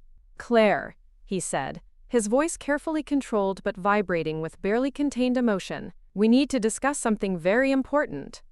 "Of course," I replied, gesturing toward the living room. "What's wrong? You sounded upset on the phone." Derek remained standing, pacing slightly as he studied my face with intense scrutiny. "Someone has been accessing my private communications. Someone has been reading messages and taking screenshots of confidential conversations." I maintained neutral expression while my heart hammered. "What kind of communications? Business communications? Financial planning discussions? Personal correspondence that should be completely private?" Derek stopped pacing and faced me directly. "Claire, I need you to tell me the truth. Have you been going through my phone?" The moment of direct confrontation had arrived sooner than expected, but I was prepared. "Derek, I don't even know your phone password. When would I have access to your phone?" "Not my regular phone," Derek said, his eyes narrowing. "Another device, one you might have found somewhere in this house." I let confusion cross my face naturally. "I don't understand. You have more than one phone?" Derek studied my reaction, clearly trying to determine whether my confusion was genuine. "Someone has been systematically photographing private messages and sharing them with outside parties. Someone who had physical access to a device they shouldn't know exists." "Derek, you're not making sense. What outside parties? What kind of messages?" Instead of answering, Derek pulled out his regular phone and showed me a screenshot that made my blood run cold. It was one of the photos I'd taken of his secret phone, showing his conversation with Stephanie about liquidating assets. "This image was sent to my business email this morning," Derek said, his voice deadly quiet. along with dozens of others documenting private conversations over the past several weeks. Someone had sent Derek evidence of our investigation. But who? Helen and Detective Walsh had been careful about maintaining operational security. "I don't understand what I'm looking at," I said, which was partially true. I understood the content but not how Derek had received copies. Derek's laugh held no humor. "You don't understand? This is a screenshot of a private conversation about financial planning. A conversation that took place on a device hidden in our garage. A device that someone has been accessing without authorization. The accusation hung between us like a loaded weapon. Derek was giving me an opportunity to confess, but also setting a trap. If I admitted to finding the phone, I'd have to explain how I'd known to look for it and what I'd done with the information. Derek, if you have a second phone, I don't know anything about it, and I certainly don't understand why someone would send you screenshots of your own messages." Derek set his phone on the coffee table and sat across from me, leaning forward with predatory intensity. "Claire, let me explain something to you about the situation we're both facing right now." He paused, clearly choosing his words carefully. "There are people who are trying to destroy my business reputation and our financial security by twisting private communications out of context." "What people?" "Competitors. Former business associates who are jealous of my success. Maybe even family members who have unrealistic expectations about financial support." Derek was constructing an alternative narrative, trying to frame his criminal activities as legitimate business practices being maliciously misrepresented. The conversations in these screenshots deal with complex financial strategies that might seem unusual to someone without business experience, Derek continued. "Investment opportunities, tax planning, asset protection strategies. Is that what you were discussing? Investment strategies?" Derek nodded earnestly. "Exactly. Stephanie is a financial consultant who's been helping me explore ways to maximize our long-term wealth building. The discussions about property in California, the travel arrangements, all of it relates to potential business expansion." The lies flowed smoothly, each one carefully crafted to provide innocent explanations for his criminal planning. Derek was attempting to gaslight me into doubting the evidence of my own eyes. "But Derek," I said carefully, "why would business discussions need to be kept on a secret phone?" Derek's expression flickered briefly before recovering. "Client confidentiality requirements. Stephanie's firm has strict protocols about communication security for high-net-worth client services. Are we high-net-worth clients? We're working toward that status. These investment opportunities could significantly accelerate our financial growth." Derek reached across the coffee table and took my hands, his touch gentle but his grip firm enough to prevent me from pulling away. "Claire, I need you to understand something crucial. Whoever sent me these screenshots is trying to damage our marriage by making legitimate business activities appear suspicious." His thumb stroked across my knuckles as he maintained eye contact. "They're counting on you being confused or upset by seeing communications taken out of context. They want you to doubt my commitment to our relationship and our shared financial future." The manipulation was masterful. Derek was using my own emotional investment in our marriage to convince me to dismiss evidence of his betrayal. "Who would want to hurt us like that?" I asked. "People who are threatened by our success. Maybe someone who thought they deserved financial opportunities that I've been able to access instead." Derek was painting himself as a victim of jealousy, rather than a perpetrator of fraud. "What do you think we should do?" I asked. "First, we need to figure out who has been accessing that device and sharing private information without authorization. That's a serious crime, Claire. Invasion of privacy. Theft of confidential business communications, possibly even corporate espionage." Derek was now threatening to prosecute his victims for gathering evidence of his crimes. "Second," Derek continued, "we need to present a united front against people who are trying to destroy our relationship. I need to know that you trust me, and that you won't let outsiders manipulate you into doubting our marriage." The emotional manipulation was escalating. Derek was demanding that I choose between believing the evidence and maintaining his approval. "Of course I trust you," I said, meaning something entirely different than Derek would interpret. Derek smiled and squeezed my hands. "That means everything to me. Because, Claire, I have some difficult news about our financial situation that's going to require us to make some major decisions together." "What kind of decisions?" Derek released my hands and stood up, beginning to pace again. The account holds I mentioned yesterday, they're more serious than I initially thought. Someone has made false accusations about my business practices to banking authorities. False accusations about what? Financial irregularities. Suggesting that legitimate business transactions were actually fraudulent activities. Derek was describing his own criminal behavior as legitimate business while framing the investigation as persecution. Who would make false accusations like that? Probably the same people who have been accessing private communications without authorization.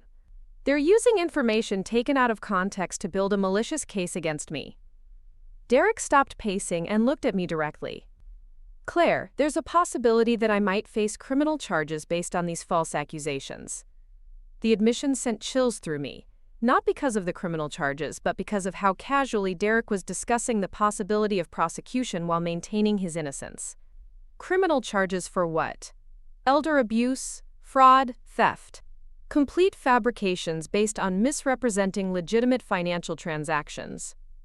Derek sat back down and reached for my hands again. But here's what you need to understand. Even if I'm arrested, even if this goes to court, I haven't done anything wrong. These charges are based on lies and manipulation by people who want to hurt our family. Derek was preparing me to support him through criminal prosecution while maintaining that he was being falsely accused. What would happen if you were arrested? I'd fight the charges and prove my innocence. But that process could take months or even years. During that time, our assets might remain frozen, our finances could be devastated, and our reputation would be destroyed.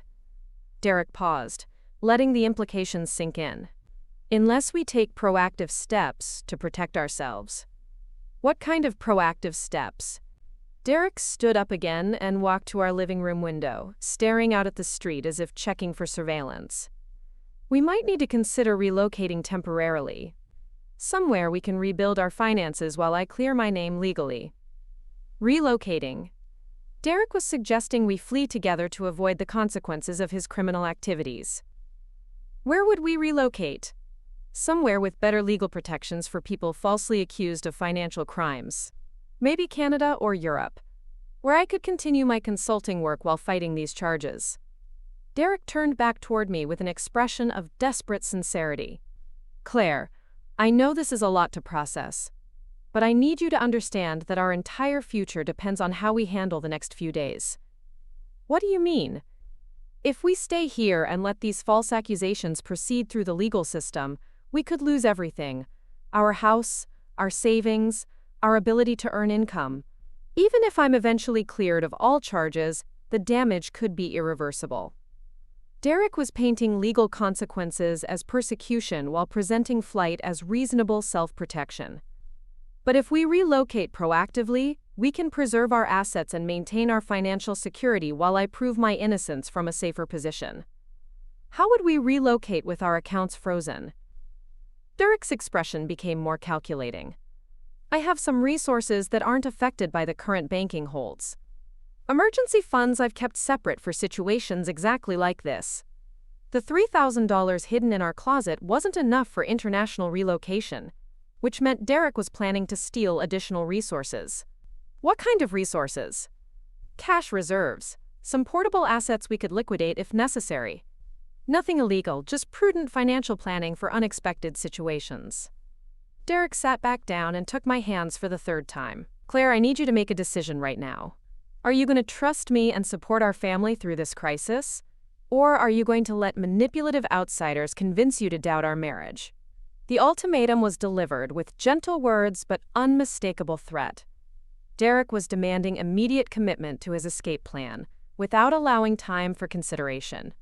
This is a lot to process, I said. Can I think about it overnight? Derek's grip on my hands tightened slightly. Unfortunately, we might not have that much time. The people who are targeting me could escalate their false accusations at any moment. What does that mean practically? It means we might need to make decisions and take action within hours rather than days. Derek was trying to create artificial urgency to prevent me from seeking outside advice or developing independent plans. Derek, I need to ask you something directly, I said. Are these accusations completely false? Have you done anything that could be legitimately interpreted as financial impropriety? Derek's pause lasted just a fraction of a second too long. Claire, business dealings sometimes involve complex transactions that can be misrepresented by people who don't understand sophisticated financial strategies. That's not what I asked. Derek released my hands and leaned back, his expression becoming more guarded. What exactly are you asking?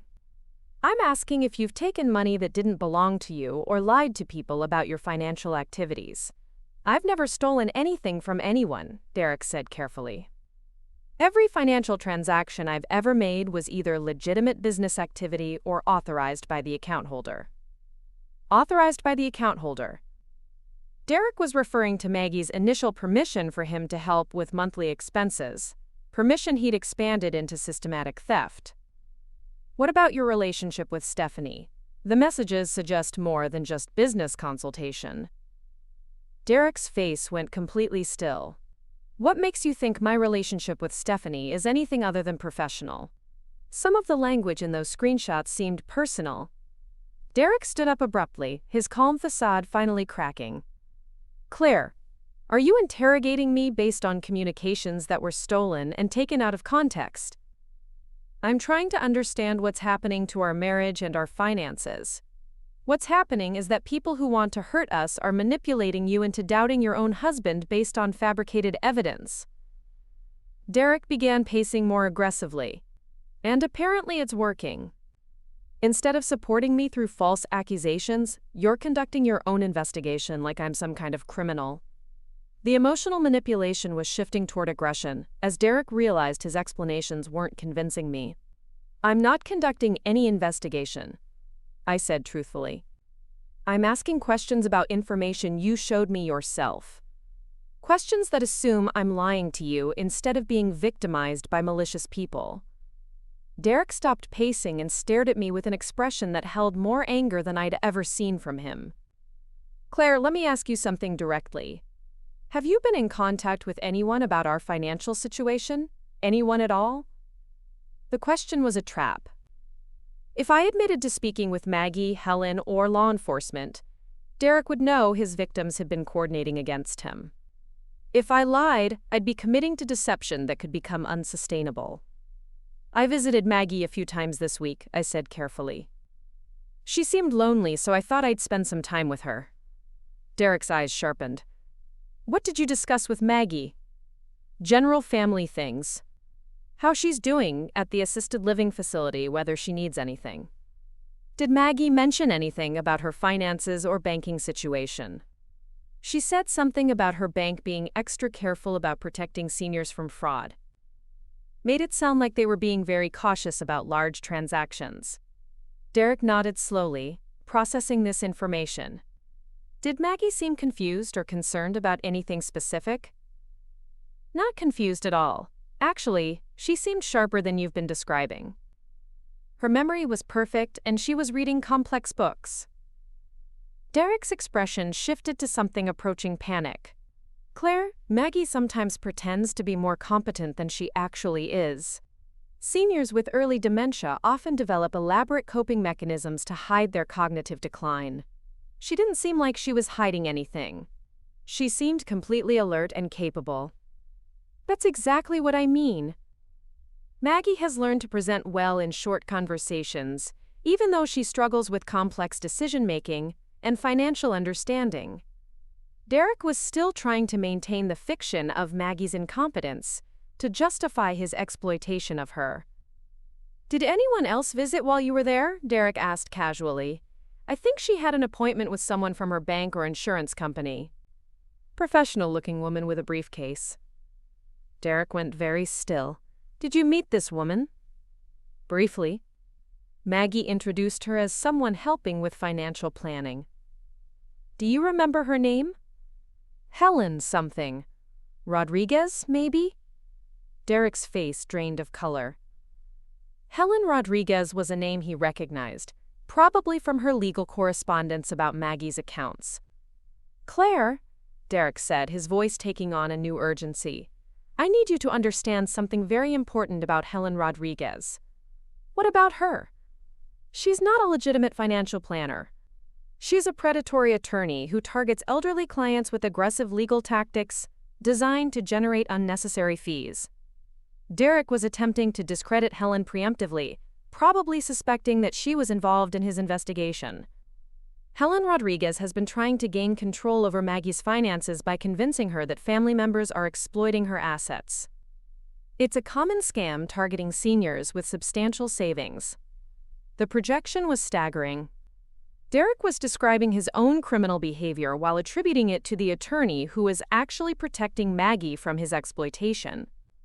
Are you saying Helen Rodriguez is scamming Maggie? Exactly. And if you met her during your visit, she was probably gathering information about our family financial situation to use in her scheme. Derek sat back down, leaning forward with intense focus. Claire, this is probably how my private communications were accessed. Helen Rodriguez likely convinced Maggie to provide information about family members that could be used to build false accusations. Derek was constructing an entire conspiracy theory to explain the investigation while positioning himself as the victim. What should we do about it? We need to protect Maggie from further exploitation, and we need to protect ourselves from false accusations based on information Helen Rodriguez has manipulated. Derek reached for my hands again, his grip more insistent than before. And Claire, we need to do it immediately. Every day we delay gives Helen Rodriguez more time to build her fraudulent case against our family. The artificial urgency was escalating. Derek wanted to execute his escape plan before Helen and Detective Walsh could complete their criminal investigation. How do we protect ourselves? By removing ourselves from Helen Rodriguez's jurisdiction, while we gather evidence of her predatory practices and Maggie's victimization. Removing ourselves from jurisdiction. Derek was describing flight from prosecution as protection from victimization. You mean leaving Portland? Temporarily. Until we can expose Helen Rodriguez's scheme and clear our family name. Derek stood up and began pacing again, his energy becoming more manic. Claire, I know this sounds dramatic, but we're dealing with sophisticated criminals who are using legal manipulation to steal from seniors and destroy innocent families. How long would we need to be gone? Probably several months. Long enough to build a comprehensive case against Helen Rodriguez and prove that all accusations against me are fabricated. Several months in another country while Derek avoided criminal prosecution for financial fraud. Derek, this all seems very sudden. Yesterday you were talking about banking complications, and now you're suggesting we leave the country to avoid false accusations. Derek stopped pacing and looked at me with an expression that combined desperation with calculation. Claire, sometimes situations escalate rapidly when you're dealing with criminal conspiracies. Who else is involved in this conspiracy besides Helen Rodriguez? Probably corrupt law enforcement officials who have financial relationships with predatory attorneys like Helen Rodriguez. It's a common pattern in cities like Portland. Derek was expanding his conspiracy theory to include Detective Walsh and the entire financial crimes investigation. How do you know so much about these patterns? Business experience. I've seen how unethical attorneys and corrupt officials target successful entrepreneurs with false accusations designed to steal assets through legal manipulation. Derek was framing his own criminal prosecution as persecution of successful business people. Claire, I need you to make a decision right now, Derek said, his voice taking on desperate urgency. Are you going to trust your husband and help protect our family? Or are you going to believe lies told by people who want to destroy us? The ultimatum was becoming more aggressive. Derek was demanding immediate commitment, without allowing time for independent verification of his claims. Before I could respond, Derek's phone buzzed with an incoming call. He glanced at the screen and his face went completely white. Who is it? I asked. Derek stared at his phone without answering. After 4 rings, it went to voicemail. Immediately it began ringing again. Derek, who's calling you? Detective Walsh, Derek said quietly. Portland Police Bureau Financial Crimes Division. The conspiracy theory Derek had been constructing collapsed as reality intruded. He wasn't facing false accusations from predatory attorneys and corrupt officials. He was facing legitimate criminal investigation by law enforcement. Derek's phone stopped ringing, then immediately started again. Detective Walsh was persistent. Are you going to answer? I asked. Derek looked at me with an expression of complete desperation. Claire, whatever Detective Walsh tells you, whatever accusations she makes, you have to remember that none of it is true. Then why not answer and explain the misunderstanding? Because corrupt law enforcement officials don't investigate fairly. They build cases based on predetermined conclusions and manufactured evidence. Derek was still clinging to his conspiracy theory, even as the evidence of legitimate investigation became undeniable. His phone rang for the fourth time. This time, Derek answered. "Detective Walsh," he said, his voice carefully controlled. "I've been expecting your call." I could hear Detective Walsh's voice through the phone speaker, though not her specific words. Derek listened for about 30 seconds before responding. "I understand you want to discuss some banking irregularities. I'm happy to cooperate fully with your investigation." Derek paused, listening to Detective Walsh's response. His expression became increasingly strained. "No, I don't think that's necessary. I can answer any questions you have over the phone or in your office during normal business hours." Another pause. Derek's knuckles went white as he gripped his phone. "Detective Walsh, I understand you're just doing your job, but I don't believe a home visit is appropriate for discussing routine financial questions." Detective Walsh's response was apparently less accommodating. Derek's face cycled through several expressions before settling on resigned defeat. "Fine. Give me 10 minutes to discuss this with my wife, and then you can come in."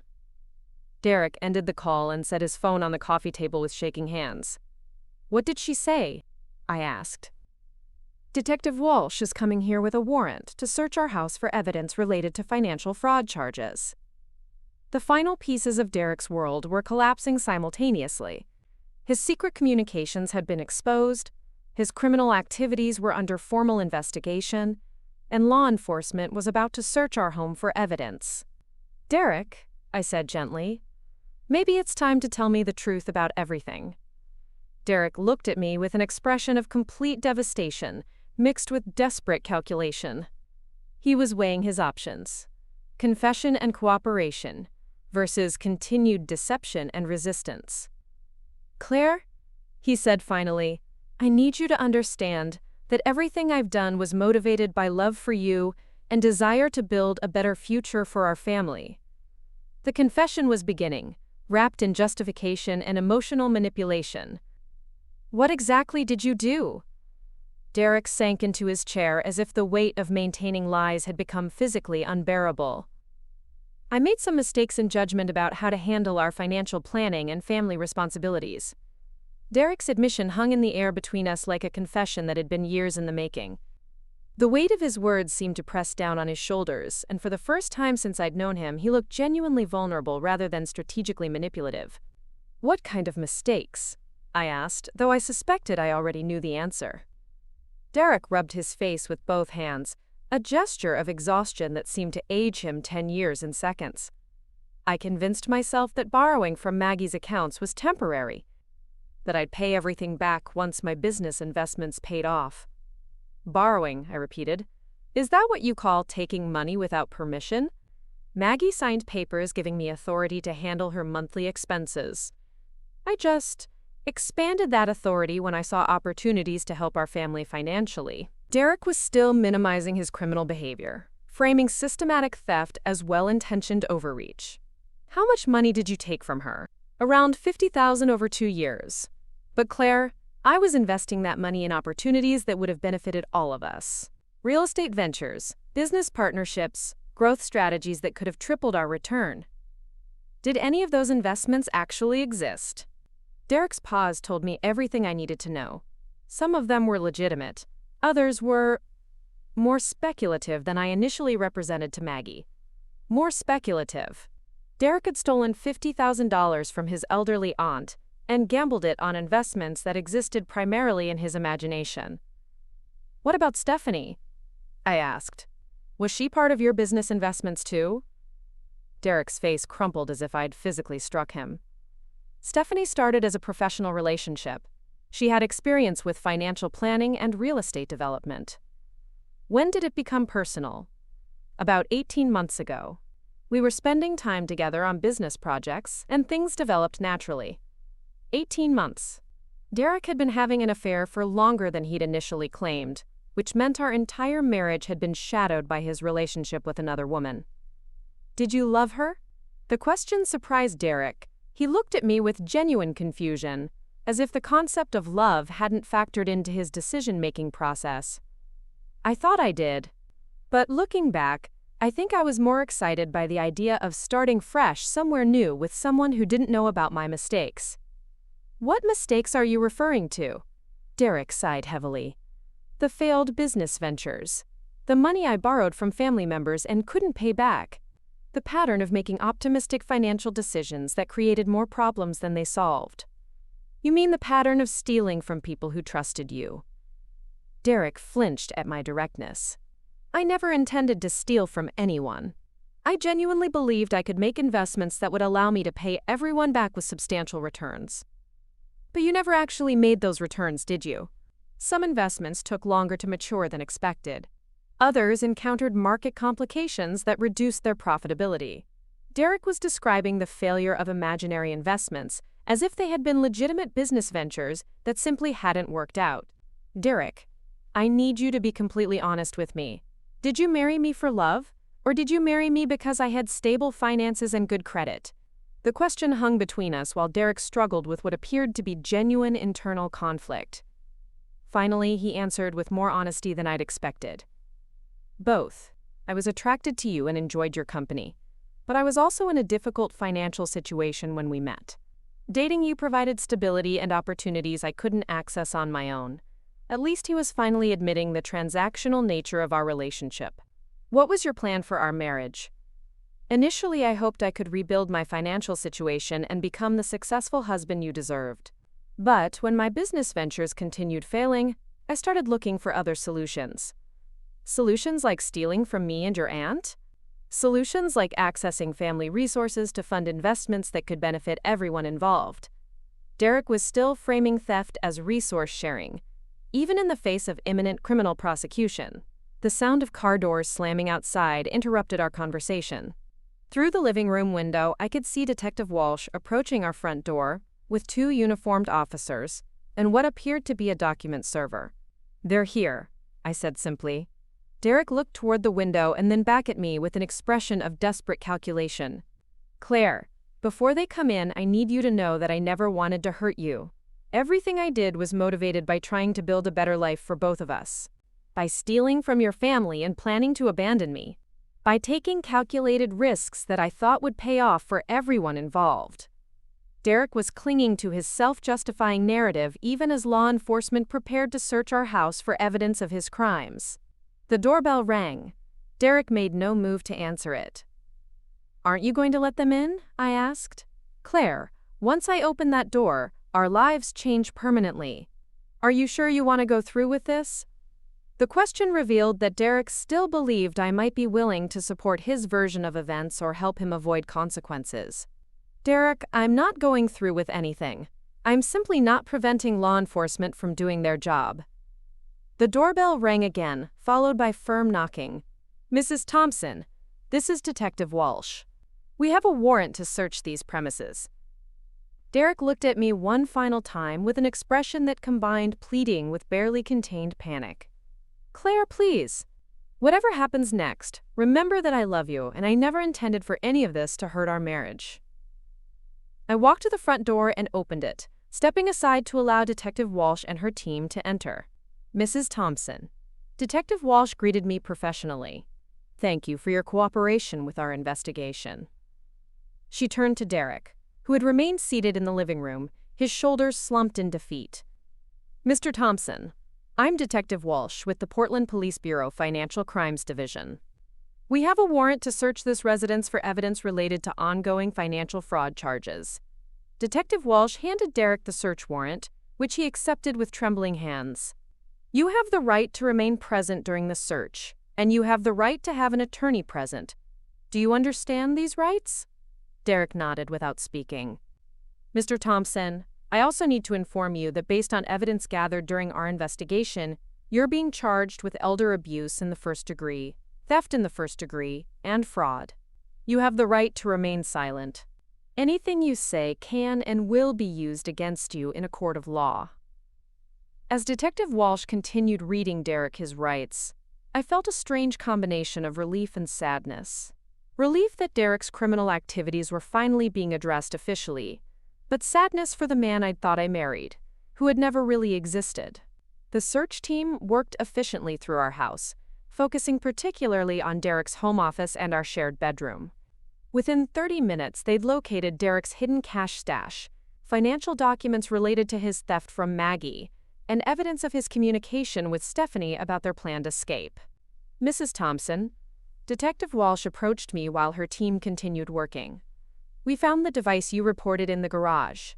The communications on that phone provide substantial evidence of premeditated financial crimes and conspiracy. I nodded, unsurprised by the discovery. We also found evidence that Mr. Thompson was planning to liquidate additional assets, including your professional equipment, to fund his departure from Oregon. I moved my equipment to a storage facility, I said. I suspected he might try to steal it. Detective Walsh smiled approvingly. That was smart thinking. Financial predators typically escalate to theft of personal property when their primary schemes are blocked. As the search concluded, Derek was handcuffed and prepared for transport to the county jail. Before leaving, he turned to me with tears in his eyes. Claire, I'm sorry. I know I've destroyed everything between us, but I want you to know that loving you was the most genuine thing in my life. The apology felt both sincere and manipulative simultaneously. Derek might have convinced himself that his feelings for me were real, but his actions had consistently prioritized his own interests over my well-being. I hope you get the help you need, I said, which was the most compassionate response I could manage. After Derek was taken away, Detective Walsh remained to brief me on next steps in the legal process. Mr. Thompson will likely be held pending arraignment. Given the amount of money involved and his demonstrated flight risk, bail will probably be substantial if it's granted at all. What happens to Maggie and me now? Mrs. Foster will have her stolen funds returned once we complete asset recovery.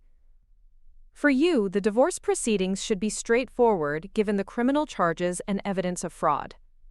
Detective Walsh closed her notes and looked at me directly. Mrs. Thompson, I want you to understand something important about what you've accomplished here. What do you mean? Financial predators, like your husband, typically continue their criminal behavior until someone stops them.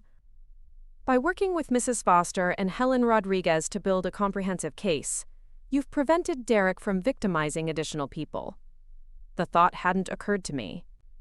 Derek's pattern of financial exploitation would have continued indefinitely if his victims hadn't coordinated their response. How many people do you think Derek would have hurt if we hadn't intervened? Based on his established pattern, probably dozens over the next several years. Men like Derek see relationships as business opportunities and other people as resources to be extracted. Detective Walsh handed me another business card. The district attorney's office will be in touch about your testimony during prosecution. In the meantime, if you need any support services for victims of financial abuse, this number can connect you with appropriate resources. After Detective Walsh left, I stood alone in my house, surrounded by the ordinary objects of a life that had been fundamentally false. The furniture Derek and I had chosen together, the photos from trips that now seemed like elaborate deceptions, the kitchen where he'd cooked romantic dinners while planning my financial destruction. My phone buzzed with a text message from Maggie. Saw the news report about Derek's arrest. Are you okay, dear? News report. Derek's arrest was apparently significant enough to warrant media attention. I called Maggie back. I'm okay. Sad, but okay. How are you handling everything? Relieved, honestly. I've been documenting Derek's theft for months, wondering if I'd ever see justice. Today feels like vindication. Do you regret that we destroyed Derek's life? Maggie was quiet for a moment. Claire, we didn't destroy Derek's life. Derek destroyed Derek's life by choosing to be a criminal. We simply prevented him from destroying ours in the process. Her perspective was both accurate and comforting. Derek's consequences were the result of his own choices, not our response to his victimization. What will you do now? I asked Maggie. Continue living independently as long as possible, with better security around my finances. What about you? I looked around my house, considering the question. Start over, I suppose. Figure out who I am when I'm not being manipulated or deceived. That sounds like an excellent plan. 3 weeks later, I sat in Helen Rodriguez's office, signing the final divorce papers. Derek had agreed to dissolve our marriage without contest in exchange for a reduced sentence recommendation from prosecutors. How much of your joint assets will you recover? Helen asked as I reviewed the settlement documents. Most of them. Derek spent our savings on his trips with Stephanie, but the house equity and my retirement accounts were protected once the criminal investigation began. What about emotional recovery? Helen's question was more personal than I'd expected from my attorney. I'm working on that. I started seeing a therapist who specializes in helping people recover from psychological manipulation. How is that process going? Difficult but necessary. I'm learning to identify the warning signs of manipulation that I missed during my marriage. I'm also working on rebuilding my ability to trust my own judgment. Helen nodded knowingly. Financial predators are skilled at exploiting trust and creating self-doubt in their victims. Recovery often involves learning to distinguish between healthy skepticism and paranoid suspicion. The hardest part is accepting that Derek probably never loved me in the way I understood love. Our entire relationship was built on strategic deception. That's a profound loss to grieve, Helen acknowledged. Not just the end of your marriage, but the realization that the marriage you thought you had never existed. Quote, 6 months after Derek's arrest, I received an unexpected letter from him in prison.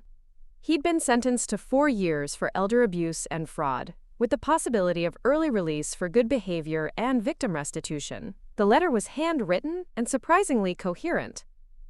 Claire, I know you probably don't want to hear from me, but I needed to try one more time to explain myself and apologize properly. Prison has given me time to think about my choices and their impact on people I claimed to care about. I realize now that I convinced myself my actions were motivated by love and ambition, when they were actually motivated by selfishness and cowardice. I was too afraid of financial failure to build success honestly, so I stole from people who trusted me and justified it as investment strategy. I also realized that I never understood what love actually means. I thought love was a feeling that justified taking what I wanted from you and Maggie. Real love would have meant protecting your interests, even when that conflicted with my own desires. I'm not writing to ask for forgiveness or reconciliation. I'm writing to acknowledge that you deserved a genuine husband who honored his commitments. And I failed to be that person. I'm also writing to thank you for stopping me before I hurt even more people.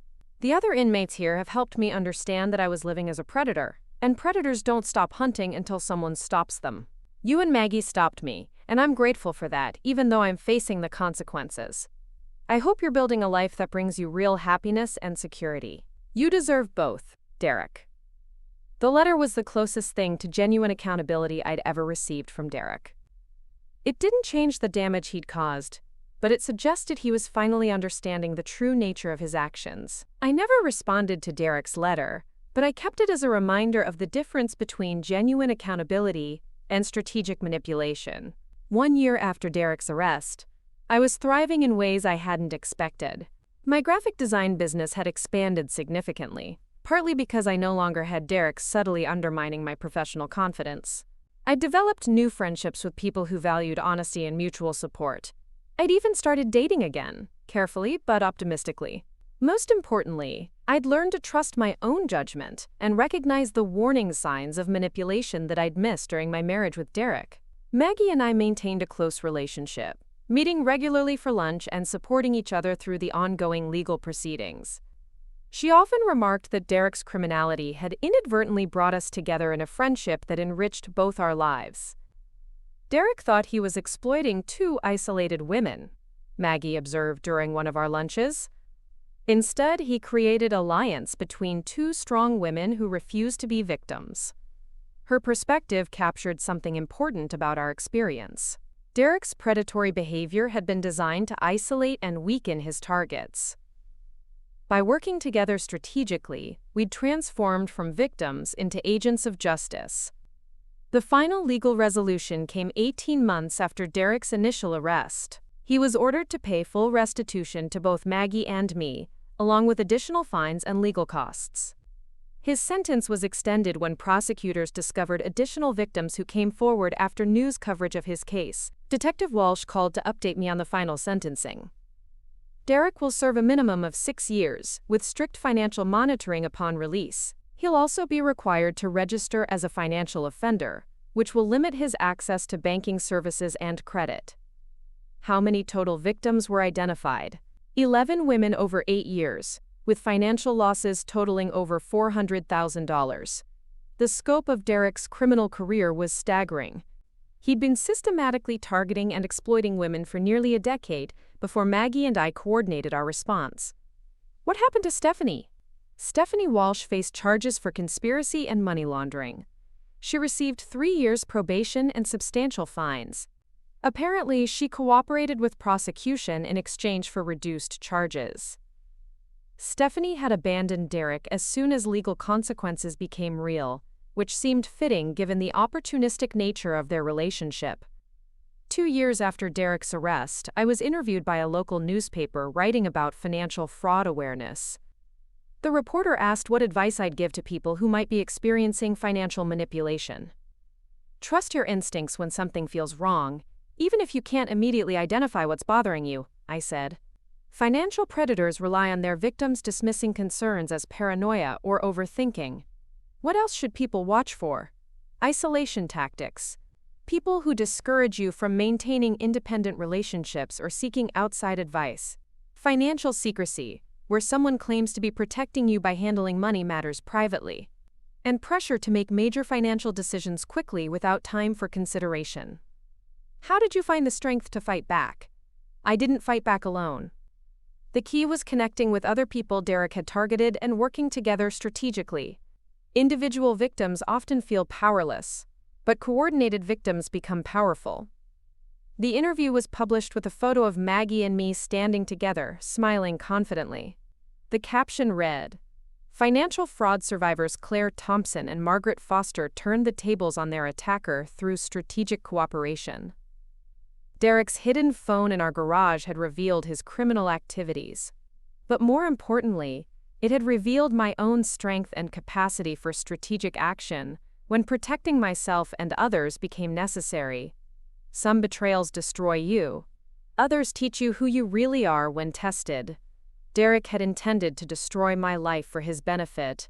Instead, he taught me to recognize my own power and use it wisely. That was a lesson worth learning, regardless of how painful the teaching process had been. 3 years later, I married Tom Chen, the private investigator who had helped build the case against Derek. Tom understood manipulation tactics professionally and was committed to relationships built on honesty and mutual support. At our wedding, Maggie gave a toast that perfectly captured our journey.